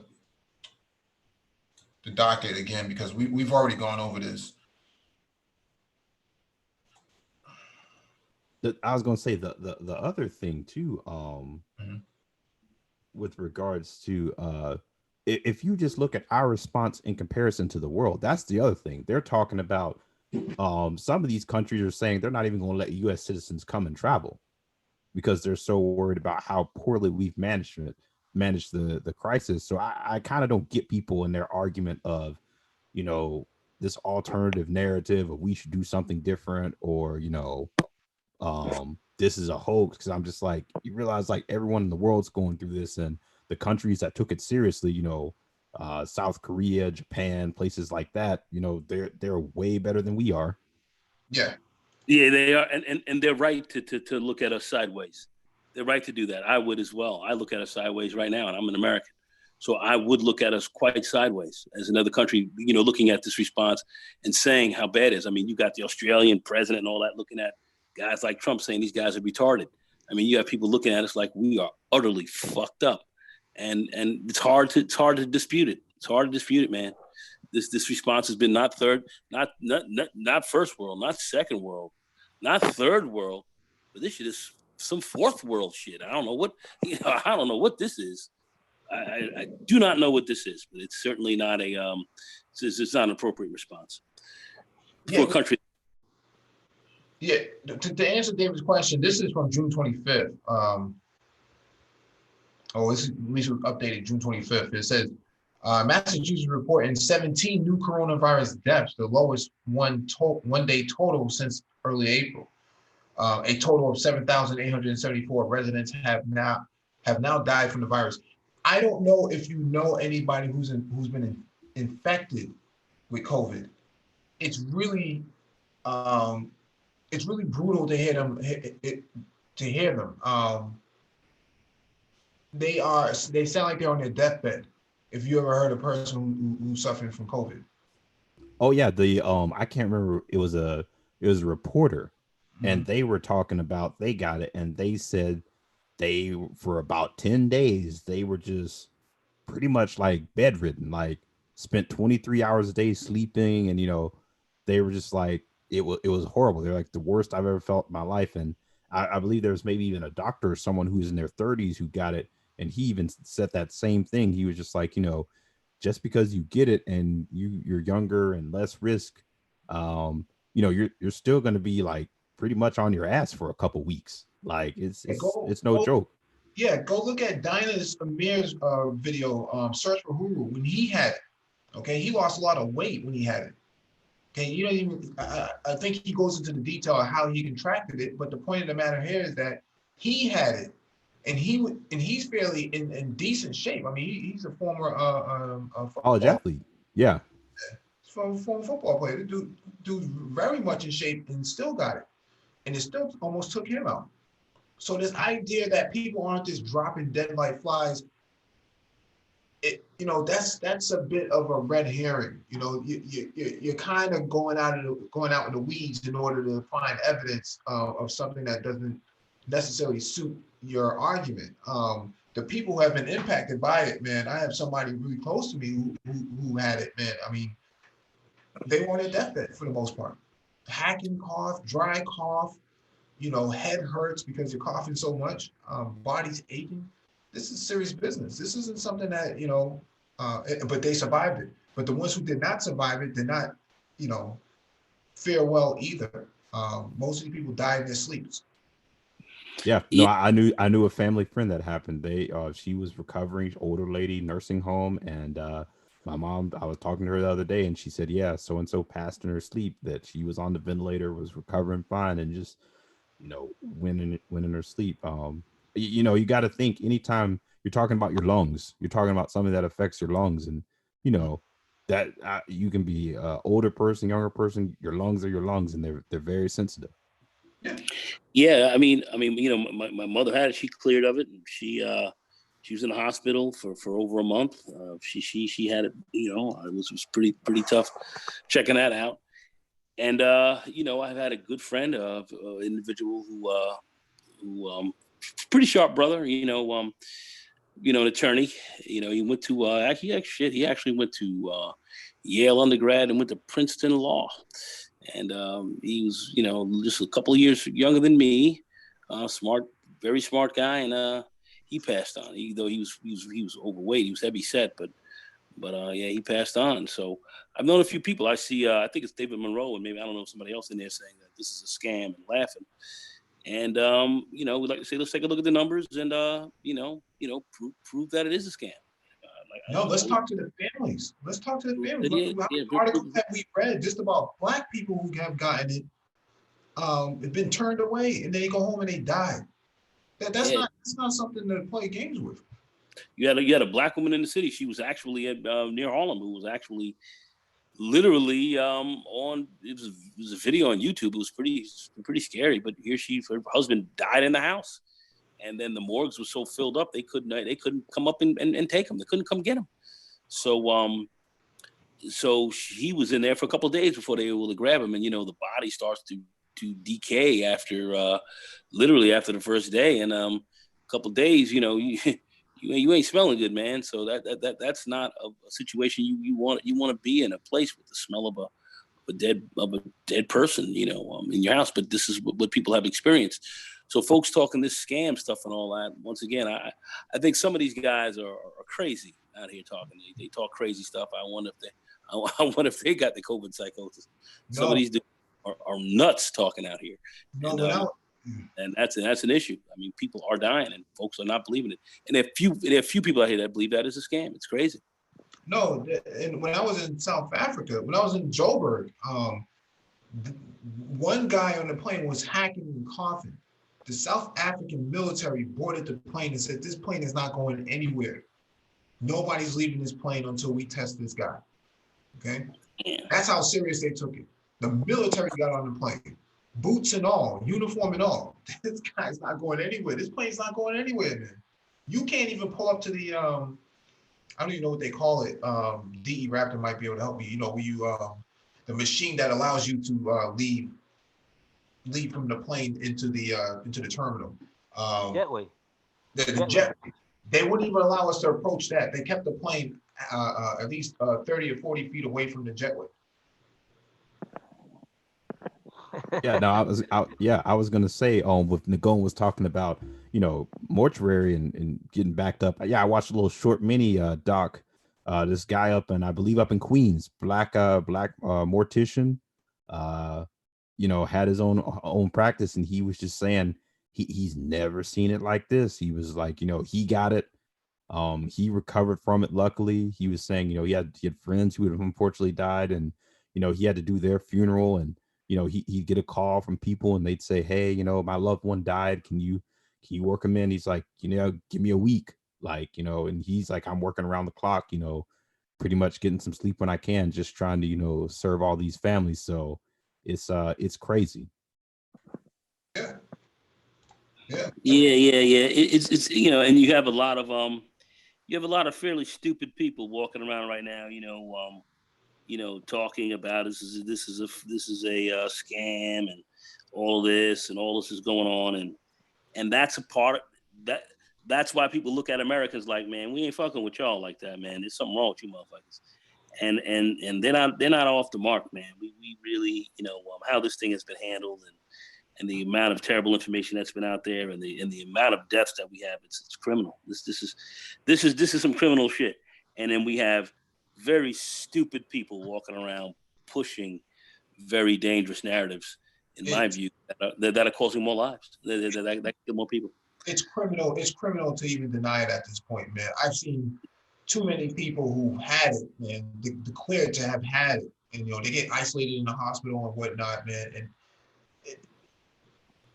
to hear them cough, I mean, they're coughing every 10 to 30 seconds throughout a day.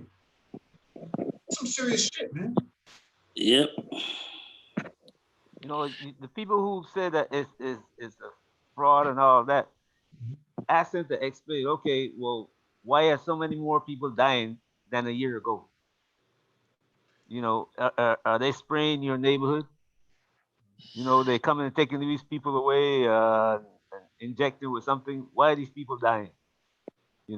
If we used to lose 100,000 people a year in America, and all of a sudden we having 200,000 people dying. Yeah.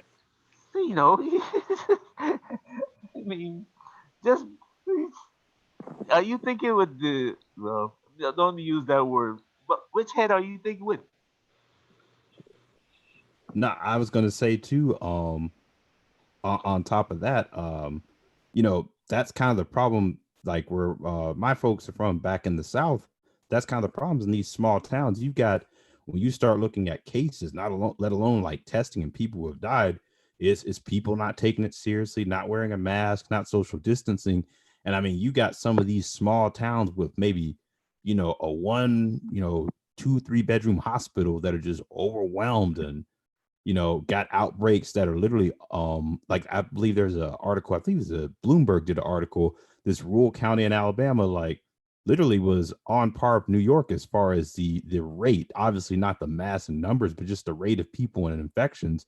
And it's literally people with that sort of mentality of, it's no big deal, or it's a hoax and I don't need to wear a mask. Kill a lot of people, man. They kill a lot of people, and folks that are pressing that, we're talking about that. They are, like I said, I don't respect them. I think they're idiots. They're very stupid. They have not taken a look at what the facts are, and I kind of piss on them, bro. I swear to God, I do. I have no respect for these people because I understand what some of them are trying to do, but the bald stupidity behind this and the idiocy this is terrible. The right information has to be gotten out here, and that's the problem. And people are looking at us like there's something wrong with America. They're right about that, but they're definitely something wrong with this place, man. We are kind of in an embarrassment of how we handle this. This is kind of embarrassing. This is not good. Not a good look on us, man. And having these deaths, many of these deaths could have been avoided. Yeah, see, David brings up a point that they brought in the U.S. Navy hospital ships, and they didn't take any patients. It's because they already had the infrastructure to deal with that locally. They didn't really need the hospital ship per se. It was a good gesture to actually send it up, but it was a point that they already had infrastructure on the ground, tents and whatnot already set up. So it was not really necessary. They didn't use the one in Cali because they got 2 of them, right? They got one in New York, and didn't one go to California too? Yeah, but the thing is, they didn't need it. They didn't need it. The infrastructure, remember, they were able to rapidly set up these sort of makeshift hospitals on the ground in some of these convention centers and whatnot. At least in Boston, they did that. They had the convention center converted into a hospital. They saw what China did in 10 days, okay? Infrastructure from the ground up, built with bulldozers and backhoes and everything else in 10 days, up and running. The United States government doesn't move that fast. Yep. At least not in recent times. They don't move that fast. And so they wanted to show up that someone made a political decision to show up that, U.S. Government can react and respond just as quickly as, China can. In reality, it really could not. And so, yeah. No, I was gonna say I think Edward's trying to get on too. Oh, really? Let me get Edwin Anderson on. Yeah, and so to David's point, we haven't had 1 million U.S. deaths yet. That's because we've had social distancing and isolation and lockdown. Had people just been, had they not had the lockdown in place, this thing could have been completely explosive, man. Yeah, I mean, we could have had a lot less just by having an early response. Early response would have saved, I would say, 50, 60,000 lives. Yeah, I mean, I know some people are saying, we're spreading, gloom and doom. But if you go back through our archives, Dr. Phoenix has been instrumental in actually having this conversation back in December 2019. We were having these conversations. So it's not like we just jumped on the bandwagon today and just started having it. No, we were already having this conversation last year. Yeah, I remember those conversations. Yeah, what's up, everybody? When he was up here. And when Anderson, what's up, man? What's up, baby? What's going on? Nothing much, Mike, man. Sorry, I don't have a I really rail against that low IQ argument. I can't fucking stand when black folks or other folks try to run that low IQ shit on black people because I think it's an excuse. But I swear sometimes I get pulled to think that that's what it is. I mean, as far as what you were just saying to go on and what Mike was just saying, when I hear people talk about that gloom and doom shit, that shit is low IQ talk to me, because at the end of the day, you want, as an adult, we're all adults here, and you want the facts, because the fact, especially if people are giving you information early, because that gives you the ability to prepare. So there's a value in what you all do, what BGS does. As far as when he's been talking about this stuff, hell, even Glendon Cameron has been talking about this a while, and he's a sales guy. And he's been like, it's indistinguishable between what he says and BGS says, and he's a capitalist salesman. Do your shit, and he says the same shit on his also kung fu thing. And and they just always the same response, like, oh well, you're making me feel bad. And a lot of, and we know who listens to us, a lot of dudes listen to us, so it ain't like we just pondering that one female emotion. So I'm like, dude, be happy somebody's taking the time to get you this information. Collaborate it yourself with the articles that you find yourself. So you see these articles on like Bing.com or stuff, you see, okay, they're confirming what they already said before, so maybe I need to listen to these people. And shut that fucking gloom and doom excuse gets on my damn nerves. Anyway, I ain't mean to come in negative like that, but I just had to put an exclamation point on that. No, bro. Don't hold back, man. Because I remember we used to when we were putting out articles a year ago saying, you know what, watch out for this economy, things are going to get bad.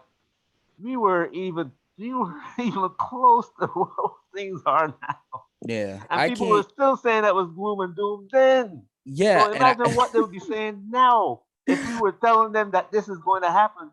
If we had come out and tell somebody this will happen, they'd probably call YouTube and have us put it underneath YouTube, underneath the building. If we said this in September or like this time last year, because you remember how I was even talking, it's 2019, new decade, new renewal. And some people were saying that, because I said, look, 2020, because we were talking about the automation stuff, right? A lot of this stuff is going to kick in 2020. And people are, you talk about that gloom, because remember, that was the thing. You talking gloom and doom on the automation piece. Because I know y'all talk about that a lot over here, and a lot of other people talk the same thing. So, that's gloom and doom. That's not going to happen. Oh, universal basic income. Oh, you socialist motherfucker. That's not going to happen. Yeah, bro. The capitalism. Look, I'm a capitalist, but capitalists ain't God. That's not my God. I know it can break. Oh, capitalism can't break. I'm like, and you got to think about it. You got to really think of how fast I'm at, because this didn't happen in January, because that was the Kobe unfortunate in the aftermath of that, right? This man come like what, last week of February, March, boom. And here's another thing to come back to that automation. You think that these bigger corporations ain't getting some of these dudes that are still willing to work to remodel? I know a lot of places that they taking advantage. Like, we already wasn't making money, so let's go ahead and make those investments. And I'm not even talking. So they are installing that automation while there's time to do so. Anyway. No, I went to work for the first time today since March. And Nagone has a lot of background noise. I'm sorry. I'm And the whole place is automated, man. You come in the door, there's a hand sanitizer station there. It has a timer on it. And if you leave it before the timer expires, it resets and you have to do it again before you even enter the building. You enter the building, there's a body scanner robot there that takes your temperature and actually logs you in automatically. Oh, wow. No need for a receptionist. They did this in a matter of 90 days. Yeah, because here's the thing that people don't understand. The technology is not already there compared to like your iPhone or your Galaxy. Oh, it's the 10th version. People look at like a self-checkout and they say, okay, that's just a machine. They don't understand it 1.0, 2.0, 3.0, 4.0. They don't understand that. Like, I remember when these things, you either had to put debit or cash. Now you do both. Or these things didn't take every credit card, they didn't take everything.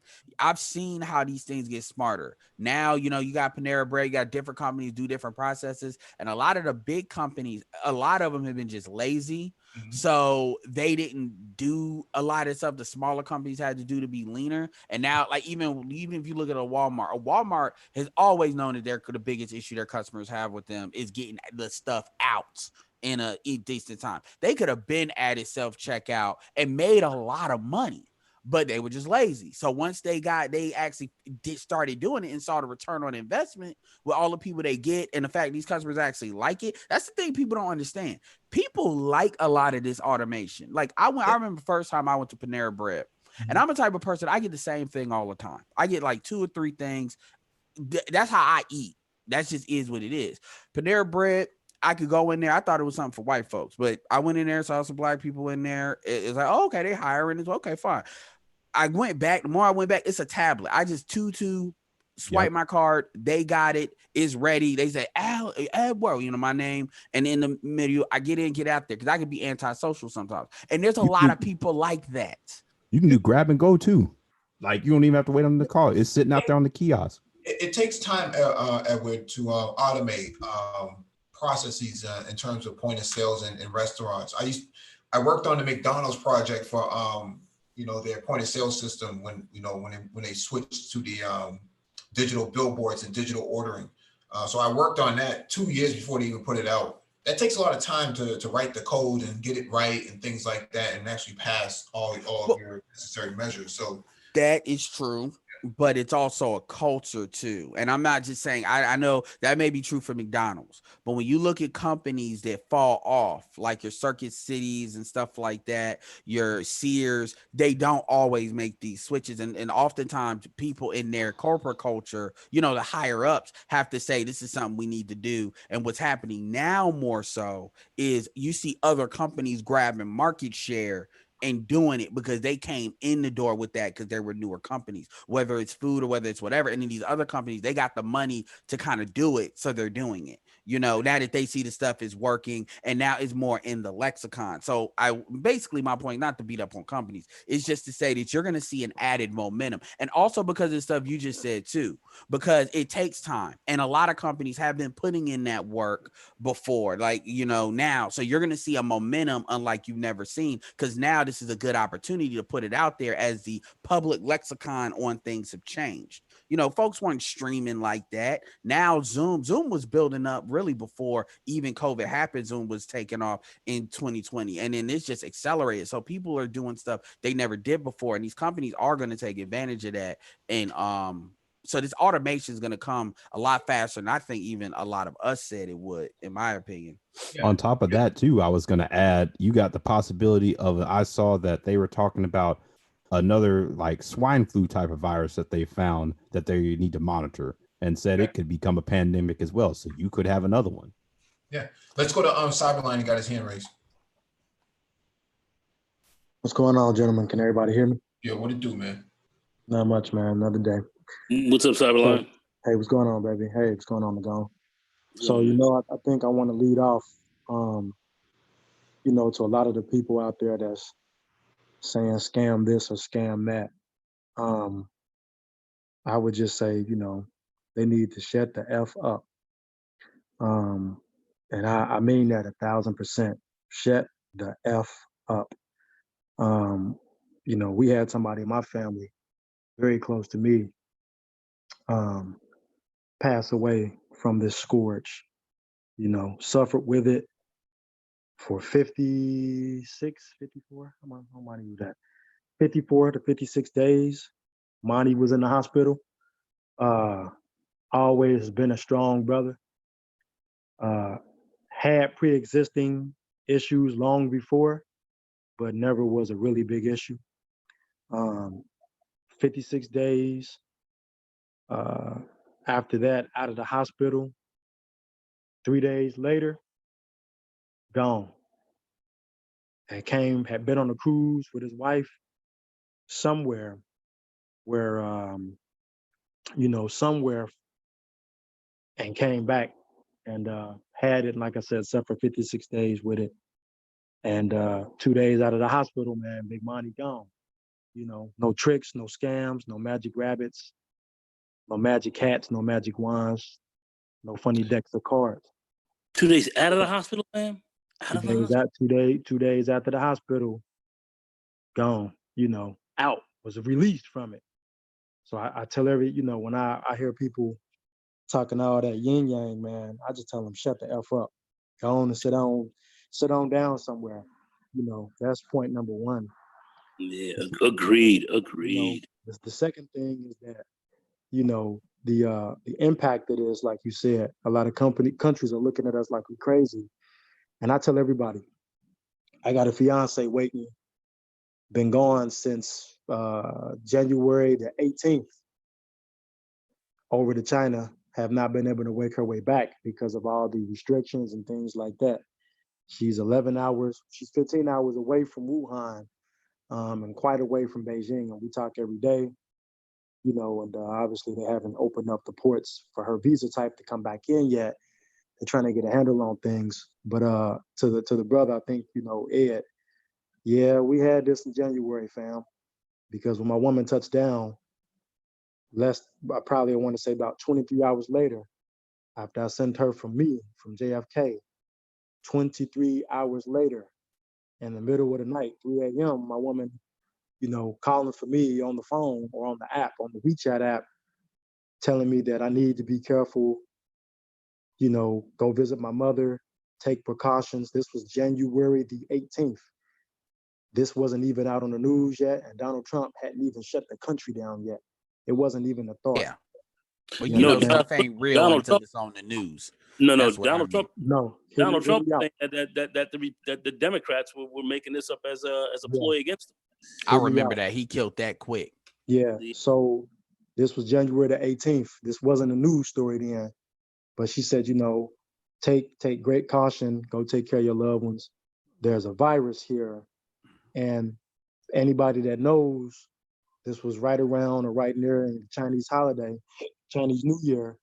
So I automatically said to myself then when she called me, I said, they're going to end up shutting our country down, and everybody's traveling out for Chinese New Year's everywhere. That's point number two. Got 2 more points I want to make. Point number 3, with this whole resurgent thing, because now it's become a media sensation. It's become sensationalism is what it's been. It's been good for the media. It's been bad for the people. And when people forget that in the beginnings of this, we had a Mardi's Gras, we had a couple of breaks, and a lot of people that been traveling hitherto and hither there prior to the Mardi's Gras, everybody went down to the Mardi Gras. Now, granted, I was out of the country. I know Mike had went to Africa himself, as he mentioned, around that time. But, I almost got stuck coming back in the country. But we had a Mardi Gras, and people were, packed in like sardines. partying hardy, having fun. The fourth point I want to make is that we the people, you know, we the people just can't sit down. We the people wanted to protest to governors and state legislators. We the people wanted to show up, you know, at the state houses with weapons and, you know, we can't do this and we can't do that. And, you know, granted, things like this disease has a way of just penetrating the iron barrier. You know, for anybody that work in the office, you know, when you see somebody get the flu during flu season, it usually starts in, you know, a corner. Then you see a couple of other people get it. Then you see some people on the next floor get it. People end up calling off because they don't want to catch it, so they end up wanting to work from home. You know, so as a person who's experienced the loss of an actual loved one, family, friends who have had it, who have died from it, and we know for a matter of fact that they weren't trying to get hospital money, and the hospital wasn't trying to get no money for, you know, diagnosing and admitted COVID patients or corona patients. As a person who has a woman, wife waiting on me, stuck across those seas in the place where it originated from, and I got the dime dropped early before all this media crap happened, you know, coupled with the fact that Americans just can't sit their asses down, yeah, we gonna be in some trouble. People need to sit the F down. Sit down, you know, and for the cat, excuse me, for the cats that's out there talking that jazz, you know, they really ain't saying nothing. They just trolling. But I'll tell you one last thing, Mike and Nagone, y'all. I was back in Cincinnati 2 weeks ago for an unfortunate reason that I had to be there. And you know what I saw across the river, man? Because Ohio was wide open. People packed up around the corner, wrapped around twice in one of the little clubs across the river, on the riverbank by the Bengal Stadium, going to the club. I was down there for 2 weeks.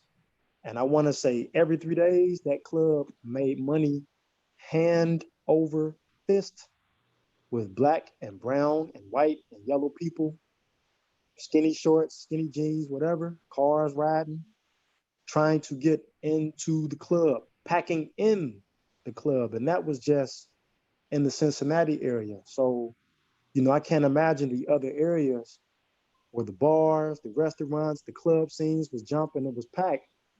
All them people, man, they paying the piper now, and now everybody is crying. Just like when you drunk, you praying to God on that porcelain toilet. They praying, I wish I wouldn't have went out like that. I wish I wouldn't have went to that club. I wish I would have taken it seriously. So, you know, to guys like Dave, I don't know him, don't got nothing against them. To the majority of those guys out there like that, y'all talk that shit because y'all don't have skin in the game, or y'all haven't lost any skin playing the game. It sounds good. It sounds good, but if you haven't had anything, if guys don't got skin in the game, it means nothing, man. So thanks, Mike. I just wanted to say that. And that's keeping it 1,000. No. You're right about what you were saying about trying to get back into the country. I almost had the same issue. I came just at the final hours. I came back just at the final hours to closing the borders. So I was fortunate to get on the Qatari flight, you know, from Doha, and that thing was quick too. I don't know how they went that quick. Usually the flights are usually about 9.5, 10 hours, man. I think it's like 11 hours or something like that. They were back in 9 hours. They were out of there. They weren't waiting on nobody. If you missed your flight, then fuck you. That was it. Right. Don't have no passport issues. Like, nope, sorry. Yeah. Trust me, that's especially when you're on the other side of the world, man. Like, you ain't kind of sort of by the United States. I mean, shit, O'Shea. I mean, you know, and I ain't trying to put this stuff out, but I mean, you know, everybody know he ain't kept that a secret. I mean, that's luckily he's got, you know, passive income. You know, which, you know, let's keep it real. Most of us don't have, or most of us aren't set up that way. Because that shit sound like some crazy shit when we bring it up, you know. But I I like even my job. My job is like a 500 person like site, and within we got like what 3-4 tech people. They said hey, we need to get like 500 iMacs to for these people to be home, and you've got like 3 days. All right, yeah, make it happen. Yeah, we'll give you a little bonus. And literally, and this is a site that never had a work from home situation, and we're dealing with like young motherfuckers in their 20s act like they can't be told shit. But just like that, working from home and been working from home. So, I give credit to my employer as well as the client, because they wouldn't have did it if the client wouldn't have pushed for it. And yeah, literally, I'm at home with my iMac right now while I'm talking to y'all. I got my laptop on one side, iMac on the other. So luckily, I had the job that allowed to do that, because once they saw that could happen, they did it before anybody caught stuff. And I got black leadership, so kudos to them for making that shit happen, because they could have been stupid about it. But I'm lucky, because I can work, I can do stuff, I can be my, obviously y'all see me online as far as streaming and stuff. So, but everybody's not in that situation. You got people that are truck drivers, that like whole stuff is getting decimated, and yeah, you may have people that are in good positions because they put themselves in those positions. But I'll say this and then I'm done. Black people got to stop letting shit bite them in the ass before they realize something is real. And that's nothing against Cypher. That's not what I'm saying. But like what you were saying, these folks got to have skin in the game before they believe it. Folks got to start actually seeing stuff for what it is. And I'll say that, and I'll say this too.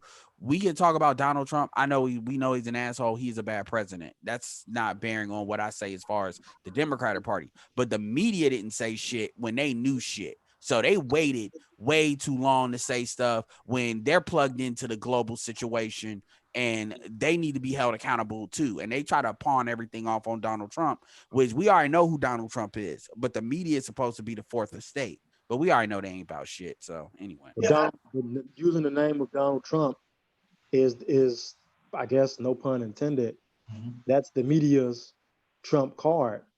A lot of if you look at how they operate, and when the whole Mike Brown situation happened, I was living in Georgia at the time. They made him. I was in Georgia at the time. I just moved down there from Texas. The media made a ton of money cycling the Mike Brown thing. And then I think like right before that, they had some sickness that happened. I forget what it was, but it was one of the illnesses around that time. We had just came off the heels of that, about the black nurse or something like that. And then right after that, it was, Mike Brown.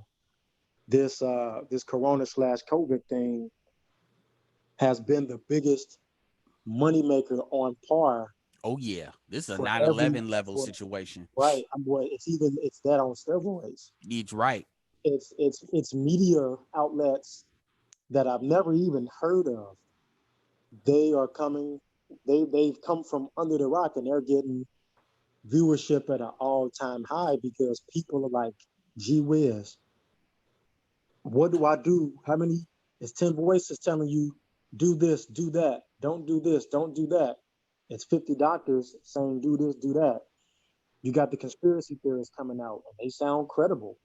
So people are like, hey, if it's one thing that people take seriously, if you get their attention, it's human beings getting sick. Yeah. That stimulus check shit is starting to pop off a lot too. You got 700. You got a lot of Facebook groups that's popping off about getting that check. Even Glendon was talking about that. He, because he had a different opinion on the stimulus stuff until I guess Trump saw that his rallies weren't popping off like that. Now that he's on board, now it's like real. So you got all these people talking, what about your check? Well, you see these articles too. Stimulus check update. Stimulus check update. And man, I can't wait till this last quarter. This last quarter is gonna be some crap between the election and the economy with people selling stuff, because these companies will be trying to get people to buy some stuff because they got inventory they trying to pop off. Man, woo, this is about to be some crazy stuff. Well, keep in mind that we're going into 40+ million people filing for unemployment, which is it hasn't been precedent before. And so you're talking, you know, the Minneapolis Fed chairman and a couple other Fed chairmen from New York, as well as Philadelphia and Atlanta, are all saying, you know, we could be seeing 60 to 65 million people file for unemployment by December of 2020. Oh yeah, no, they can't even. I was reading an article yesterday. Their systems are so overloaded, and so many people have like tried to and just can't get, you know, in the system. They don't even think that that's kind of an adequate way at times to really see how really the unemployment is, you know, because unemployment numbers, I believe, come out monthly. So you know they'll track the actual people applying for claims on a weekly basis, but people can't get through because the systems can't handle that many people. Right. Fortran and COBOL. Jersey Yeah. Jersey was Jersey was their whole unemployment system still running long and strong, but now it's overloaded because it was programmed off of mainframe, COBOL, and Fortran. Yeah, all of them have been all of them have been designed the same way. So it's not so much as just New Jersey, but New Jersey just highlighted the fact that they were using deprecated language to fund. Oh, You know, don't even get me started on the foreclosures and the foreclosures that are about to come in the next like year or two, because all these people that thought they was gonna get a house while their credit was still good and they were still unemployed, thinking they was gonna get another job easy. Especially you got to run these big jobs. If you make, the more money you make, the more you have to justify that income. So if you don't have needed skills, then they are going to try to consolidate your stuff. They are, they are, because a lot of this, because people really, a lot of this. So you talk about these degrees these people have. That's why people are talking about trying to do a really, I think paying people student loans is a bailout of the college industry. You got, I mean, you got to remember, people were working like 2 or 3 jobs. That's why when people talk about the economy is good, I'm like, people will work 2 or 3 jobs like it was normal, not even working jobs that had overtime availability. And this is what was going on 2-3 years ago. So think about this. Talking all that, you dead on it. But think about the tremendous drop. No one's talking about it because people are they can't, in commercial property. Look at the commercial. That's been going on for about 3 years now. That's been going on a couple of years. But bro, the bottom is gonna fall out of this bitch. And when your commercial property game falls out, that means that's a place where people employ folks and everything else like that. You know what's following next. So this real estate game is getting ready to. Luckily, I'm surrounded with a lot of tech and drugs. It's getting ready to drop like a whale turd. Tech and pharma is around me. So you know what though? But yeah. Oh, go ahead. I'm sorry. Go ahead, Sir Anderson. No. I was just gonna add on to that, but yeah, I'll add on after you. It's cool. No, I was saying that it's interesting. I was on a insurance account in my previous role, and so that came to an end. And I'm fortunate, I'm blessed, and I'm thankful, because for like 4 months, I was kind of just like sitting here eating pretzels. I didn't really do anything other than kind of step on my skills and research anything, because the company I work for, kept the checks keeps coming. All I need to do is just decide if I want to move or whatever. But I wanted to kind of, throw a plug in and say, from a technological standpoint, this is a good time for technologists or budding technologists to get into, the cloud industry. The account that I'm on now is ironically a healthcare account company down in Miami, Florida. And so I'm instead of going over to Wall Street every day, I'm 100% remote here at home, which I love it. It's great. And a lot of what they're doing, a lot of the health outfits are experiencing a ballooning now, specifically with their infrastructure, because with the advent of this type of event, doctors, people can't swell the hospitals or swell the doctor's offices to get checked out or get evaluated. All this telemedicine stuff, and there's actually a lot of other stuff. Wish Dr. Phoenix was here, but behind the scenes, where there's kind of almost like another dimension to the medicine game that requires a whole nother advent of technological infrastructure. And you know, I'm on a healthcare account now where like their SCCM, their vulnerability remediation and patching, you know, I'm kind of heading that up for them. And they have one like SCCM server for the tech heads out there. So we're thinking about, you know, the next thing I want to do is expand that out, put more in Azure for redundancy. But right now, I mean, this is a good time to go cloud. I know it's not good. Forgive me for the background noise. They're bracing up 21. I know it's not good depending on certain aspects of the work world, but you know, in technology, we're kind of being forced to that fourth industrialization that you guys have spoke about, and you know, this is kind of where people want to start to get in. It'll get better. But, I want to make sure that we're staying focused on the reopening and reclosing of you know the pandemic. I understand what you're saying. That's a Black Tech Talk sort of topic. Anyway, I will say to piggyback on what Nicole was talking about too, and that is because you need to look at like what the opportunities are as well. But to piggyback on what Nicole was talking about, I didn't even think about that. Is all of this work from to kind of bridge what both of y'all talk about, all this work from home stuff. Now that people have put the stuff in place to do it, they're gonna improve it, and they're gonna realize because commercial real estate is expensive. And when you have these companies, whether they're big companies, they have divisional headquarters and stuff like that. It's already been happening. If you're like somebody with like you're an accountant or you're an architect with like an architect firm with maybe 20, 30 people, it's not necessarily, they may not completely not have office space, but they may severely condense their office footprint, even if they can afford it, because that money can be put towards other things.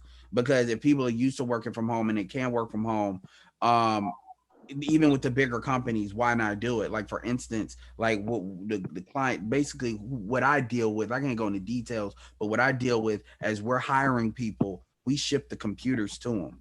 And then they have to sign an agreement that if they fuck up the computer, that's $2,000, you know, so they could. It's called an AUP, acceptable user policy. Yeah. Yep. So, you know, so they mark this stuff up, and because these are expensive computers that they're getting, but they're shipping them like that. It ain't no big deal because we get them directly from the client. So we're hiring what, like, you know, 50, 60, however people we need to do. And once the process got started and people got used to it, it's no longer that big of a deal. So now, are you really going to have this big of a site doing that? Now, there's different reasons why, like where I work, we need a site, but like other folks that are not necessarily performance driven, it's more like get accounts, maintain accounts kind of driven. You know, they're gonna look at that because that's a big part of money they can save at all business levels, the mid-level as well as the larger corporate level. So yeah, Nagon's right. That stuff is gonna take a new free fall. Well, the commercial real estate part, think about malls, Sears, J.C. Penney, many of these big, big retailers that were staples inside these malls are going to be gone. There's no room. Nobody really wants to go out there and socialize in that capacity. Exactly. With distancing and during the pandemic, those malls don't stand a chance at this point. And these stores, yeah, you're right, Mike, and they're taking hits, taking big hits. Yeah, there's no traffic. There's no traffic coming into them. You know, Best Buy is spending 25 to 30 grand a month on rent. I mean, Best Buy's in a little bit better position because Best Buy started separating their stores from the malls. And I think that's one thing they kind of saw, because if these malls fail, it creates too much of an inconvenience as a renter.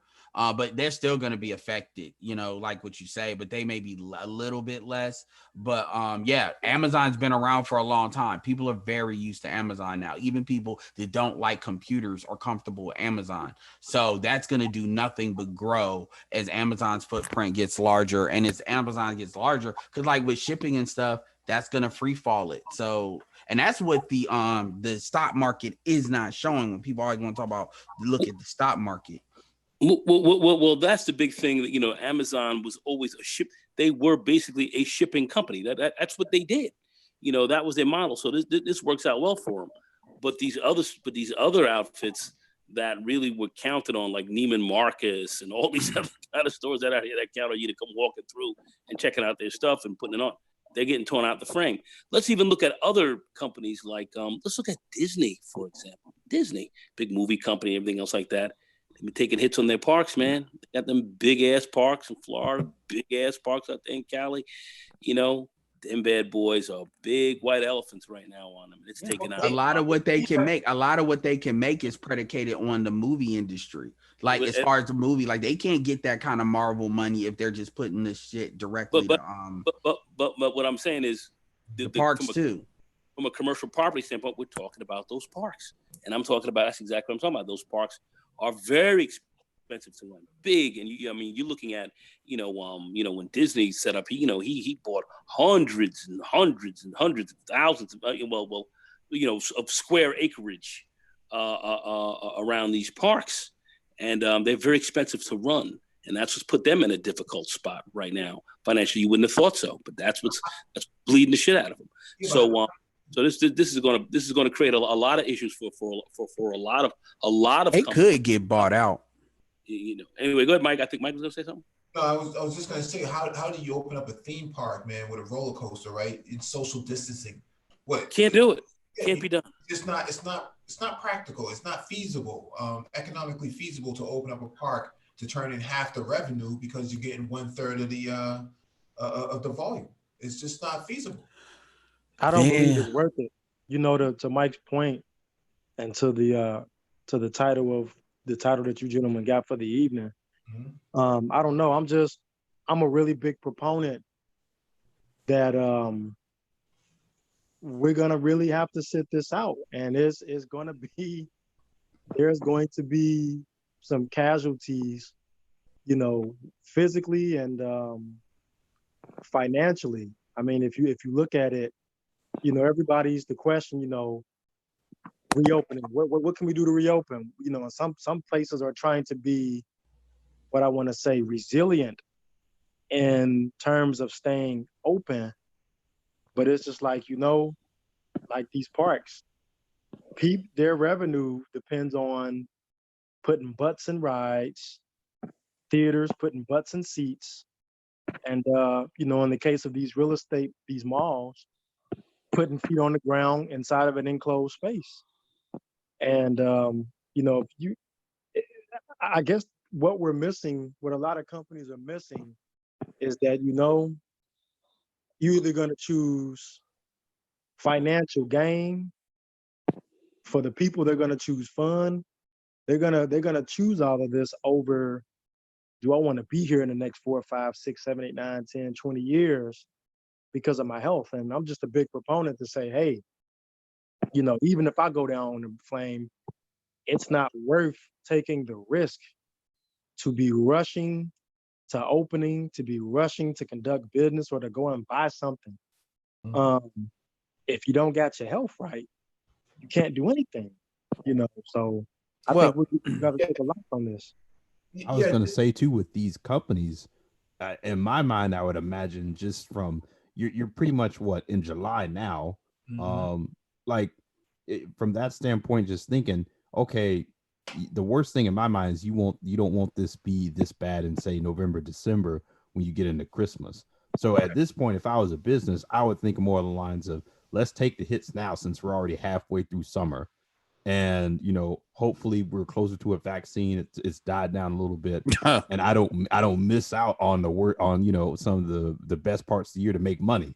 Because the worst thing you don't want it too is, even if you can't make it up in the winter, is you don't want this being something that's still around in the spring of 2021. I mean, the way America is playing it, I mean, it's gonna be it's going like it's these bankruptcy courts, these foreclosure courts, we don't have enough of what's about to happen. And it's gonna be a reset. It's gonna be new companies that's gonna get formed. Like you're gonna see companies like as far as in the movie industry, like Netflix, who has a lot of money in their balance sheet, who's not really being affected because just what their business model is.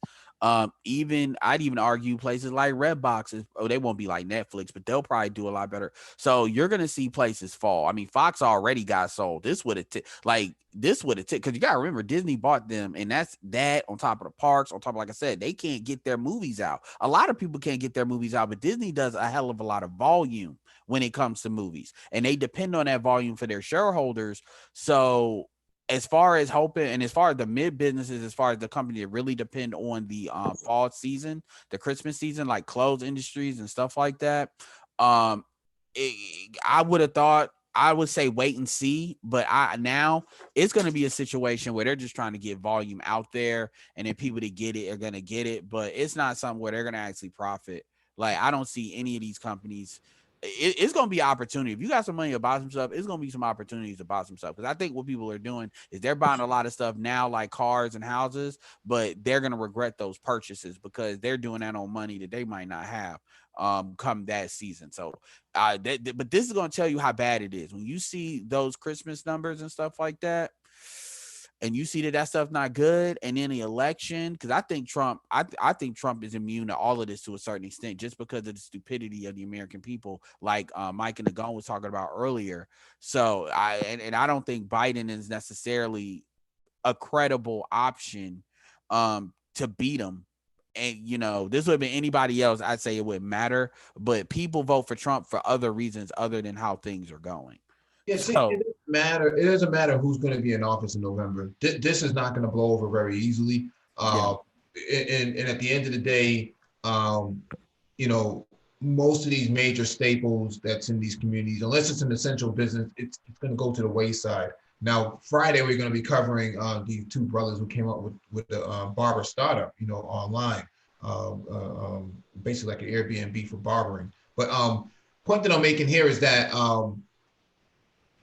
the grand opening, grand closing, sort of strategy that's happening right now with these sort of phased opening, like Edward was saying, or somebody else was saying earlier, that I may want to wait till December, during the peak season to really my business back up. But in reality, most small businesses, especially Black businesses, only have 2 to 3 weeks of savings in their. Oh, I was going to add too, Mike, on top of that, with the whole reopening, reclosing, if America took a different stance, I was reading yesterday, and one person pointed this out, and I didn't think about it. You got places like Paris, who this happens every year.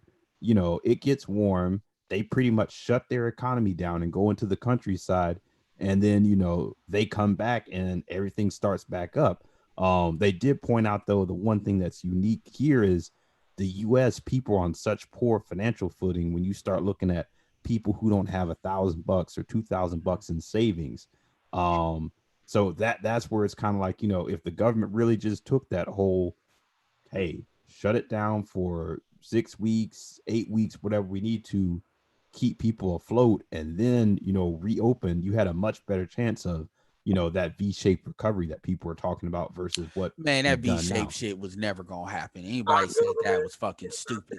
I'm gonna say that, and you could have said, I could have said that back then. As far as France can do what they do because France is unique how it's built, and there's a lot of negative things I could say towards that. But they're structured a certain type of way. Really, France shouldn't even be a country the way they operate. To be honest with you, but. As far as what they get, because it's not because they do shit. They just able to move money around that they steal from other people. But I get that's a good example, but I just want to say it ain't because they're smart. As far as America, I mean, you're starting to see what the real economy looks like. And, from what I see, to speak to the grand opening and grand closing stuff, is I see a lot of governors. I saw a lot of governors like Florida and stuff like that, where they just want to be political about this. And at the end of the day, that's kind of why they won. They got voted in to have that mentality. And people are starting to pay the price for voting on some stupid shit. Like what Mike said about, or Nagon said about America being an embarrassment. Well, now you see what the real America's about. Now you see what it's about with, a lot of the lower classes are able to run the hen house, and that's not hidden to the wayside. I'm talking about mainly white folks when I say that. Although obviously we've commented on dumb Negroes too, and you see it. And this is what America is, not that the excuses that they try to make. And this is one of the reasons why I like Donald Trump being in office, because you get to see America for what it is and not no hidden crap. And if it's not going to make a difference who the president is, which I do agree with to a certain extent, then I want folks to see America for what it is. I want America to be embarrassed, because as black men, they know we not running this shit. So they know it ain't us that's making it like this at this scale. That's why when they try to put it on black people, try to make coronavirus the face of black folks, I ain't forgot about that. I ain't forgot about that. They tried it. Yeah, that's a great point. And then you see that how many whites really were getting hit. So yeah, black folks got hit somewhat, but then they tried to make it the face. But then you started to see who are really the face of a lot of the it's not us, So we got hit, but the white folks have gotten hit very hard. The Mizungas have gotten hit very hard. You went from that to Black Lives Matter across the globe. Exactly. And then I find it kind of funny because, a lot of people did vote for Trump. Not everyone, but a lot of people did, because this was kind of like, hey, this was a counteraction to Obama. He was a black president, and a lot of people felt this was a stick in the face to black America. And I had a white guy tell me that. I was like, really? So, we kind of talked. He was very frank about that. That's what he thought. Now, whether or not that's the truth or not, I don't know, but it's certainly... There are plenty of those who might agree with that, but Nego, I would have said this to go. I would say, so I got a question. Who you think is suffering more under Trump? Do you think black people are suffering more, or do you think white people, in your opinion? That's what I would have asked them. Okay, I think for sure. Listen, black people, our jobs are being cut back right now from this corona, so things are kind of rough. But I think white people are definitely they have definitely suffered more. The poor. I mean, the whole 4 years is what I mean. Those farmers out in Iowa, poor rural white folks. Okay, and that's and that's an awful large section of all the rural white community that really their income is really just above that of the poverty line. Many of them have not done a lot better, and they have not done better. They have gotten hammered. Many of them are upset about what's going on. We've seen what's going on in some key areas, also in places like Ohio and so forth, where industries have moved out, closed down. Industrial whites.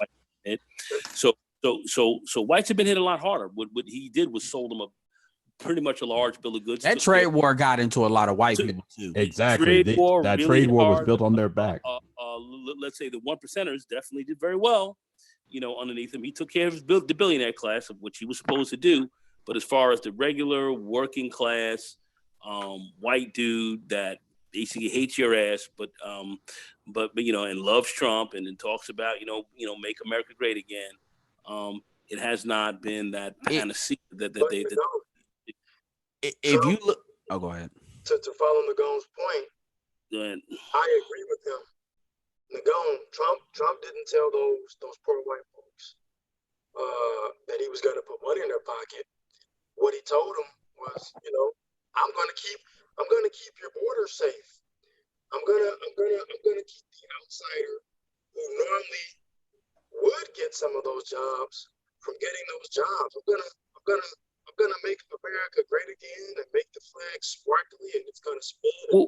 Well, he did say jobs. He said we're gonna open up the coal industries for people not working. We're gonna open up this. We're gonna have this going. Yeah, but he did the same thing the Democrats do to black people all the time. He did the same exact thing, but in the inverse. Oh yeah. I mean, I'm not gonna have to sit back and disagree with that. I'm just saying, he promised these guys. No, he did promise. Yeah, they didn't just vote on. Yeah, there was some tangibles. Yeah, and you see a lot of them complaining that there hasn't been they haven't had a big return on that.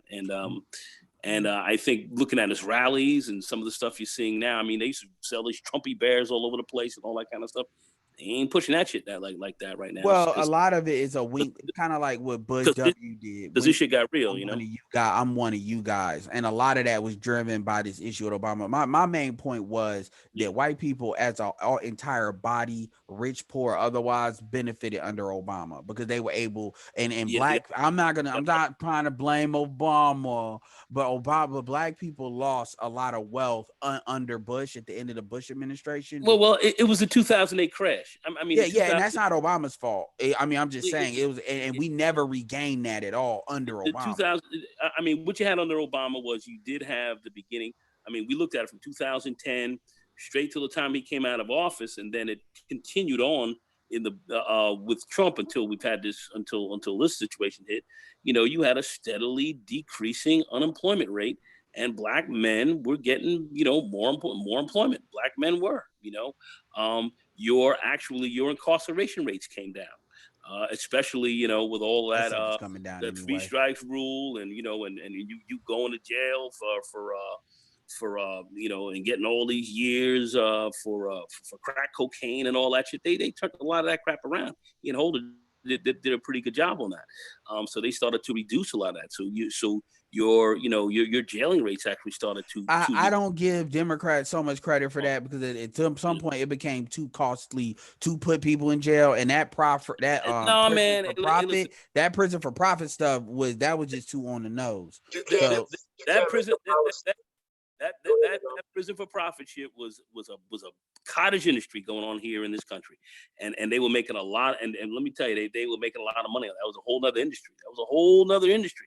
They were making a lot of bread on that shit, man. That shit was very profitable. Yeah, no, I did. Yeah, well, I'm not saying it wasn't. All I'm saying is, as people started to become more aware of that, that's some stuff that people will. And so I hear you, but what I'm saying is, ultimately, the reasons for why folks vote for Trump is mainly as a protest vote, and that's on them. I didn't vote for Trump, but that's on them. So I mean, and also remember, Trump only won with 46% of the popular vote, 46%.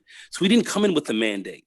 What he did was he ran the electoral college race well, or Hillary totally fucked up. This guy didn't come in with the mandate. He didn't come in with a high majority of vote and everything else like that. This Hillary ran such a fucked up campaign. She was so fucking horrible, but still she had more than 3 million votes to this guy. But he was a terrible candidate and let places like Michigan, and she lost Michigan and all this. I mean, come on, man. It's just one woman was Trump terrible. put on a show. Well, yeah, but in a lot of these, and they were shocked that they won. They didn't even plan to win. They never thought they were going to win, and these guys won. But what that tells you about what the American people are, and at the end of the day, if depending on who you put on there, certain folks are just not going to care. And it's the same thing with Obama. There's a lot of folks that you couldn't tell them nothing about Obama even if stuff wasn't going. So people are like that, depending on, they're very college football about their president, certain people, and this is and you see it all the time with us as black folks always voting for Democrats in our local municipalities, and I could even break it down even beyond that. I can even break it down on how brothers will blindly vote for sisters, and then sisters won't necessarily blindly vote for brothers, local. So, but anyway. Yeah, let's end it there, man. Thank you all for joining us. Please hit the like button if not already done so, and share the video if possible. And thank you to Edward Anderson and Cyberline for coming through as first time panelists in a long time, especially Edward Anderson. And shalom, everyone.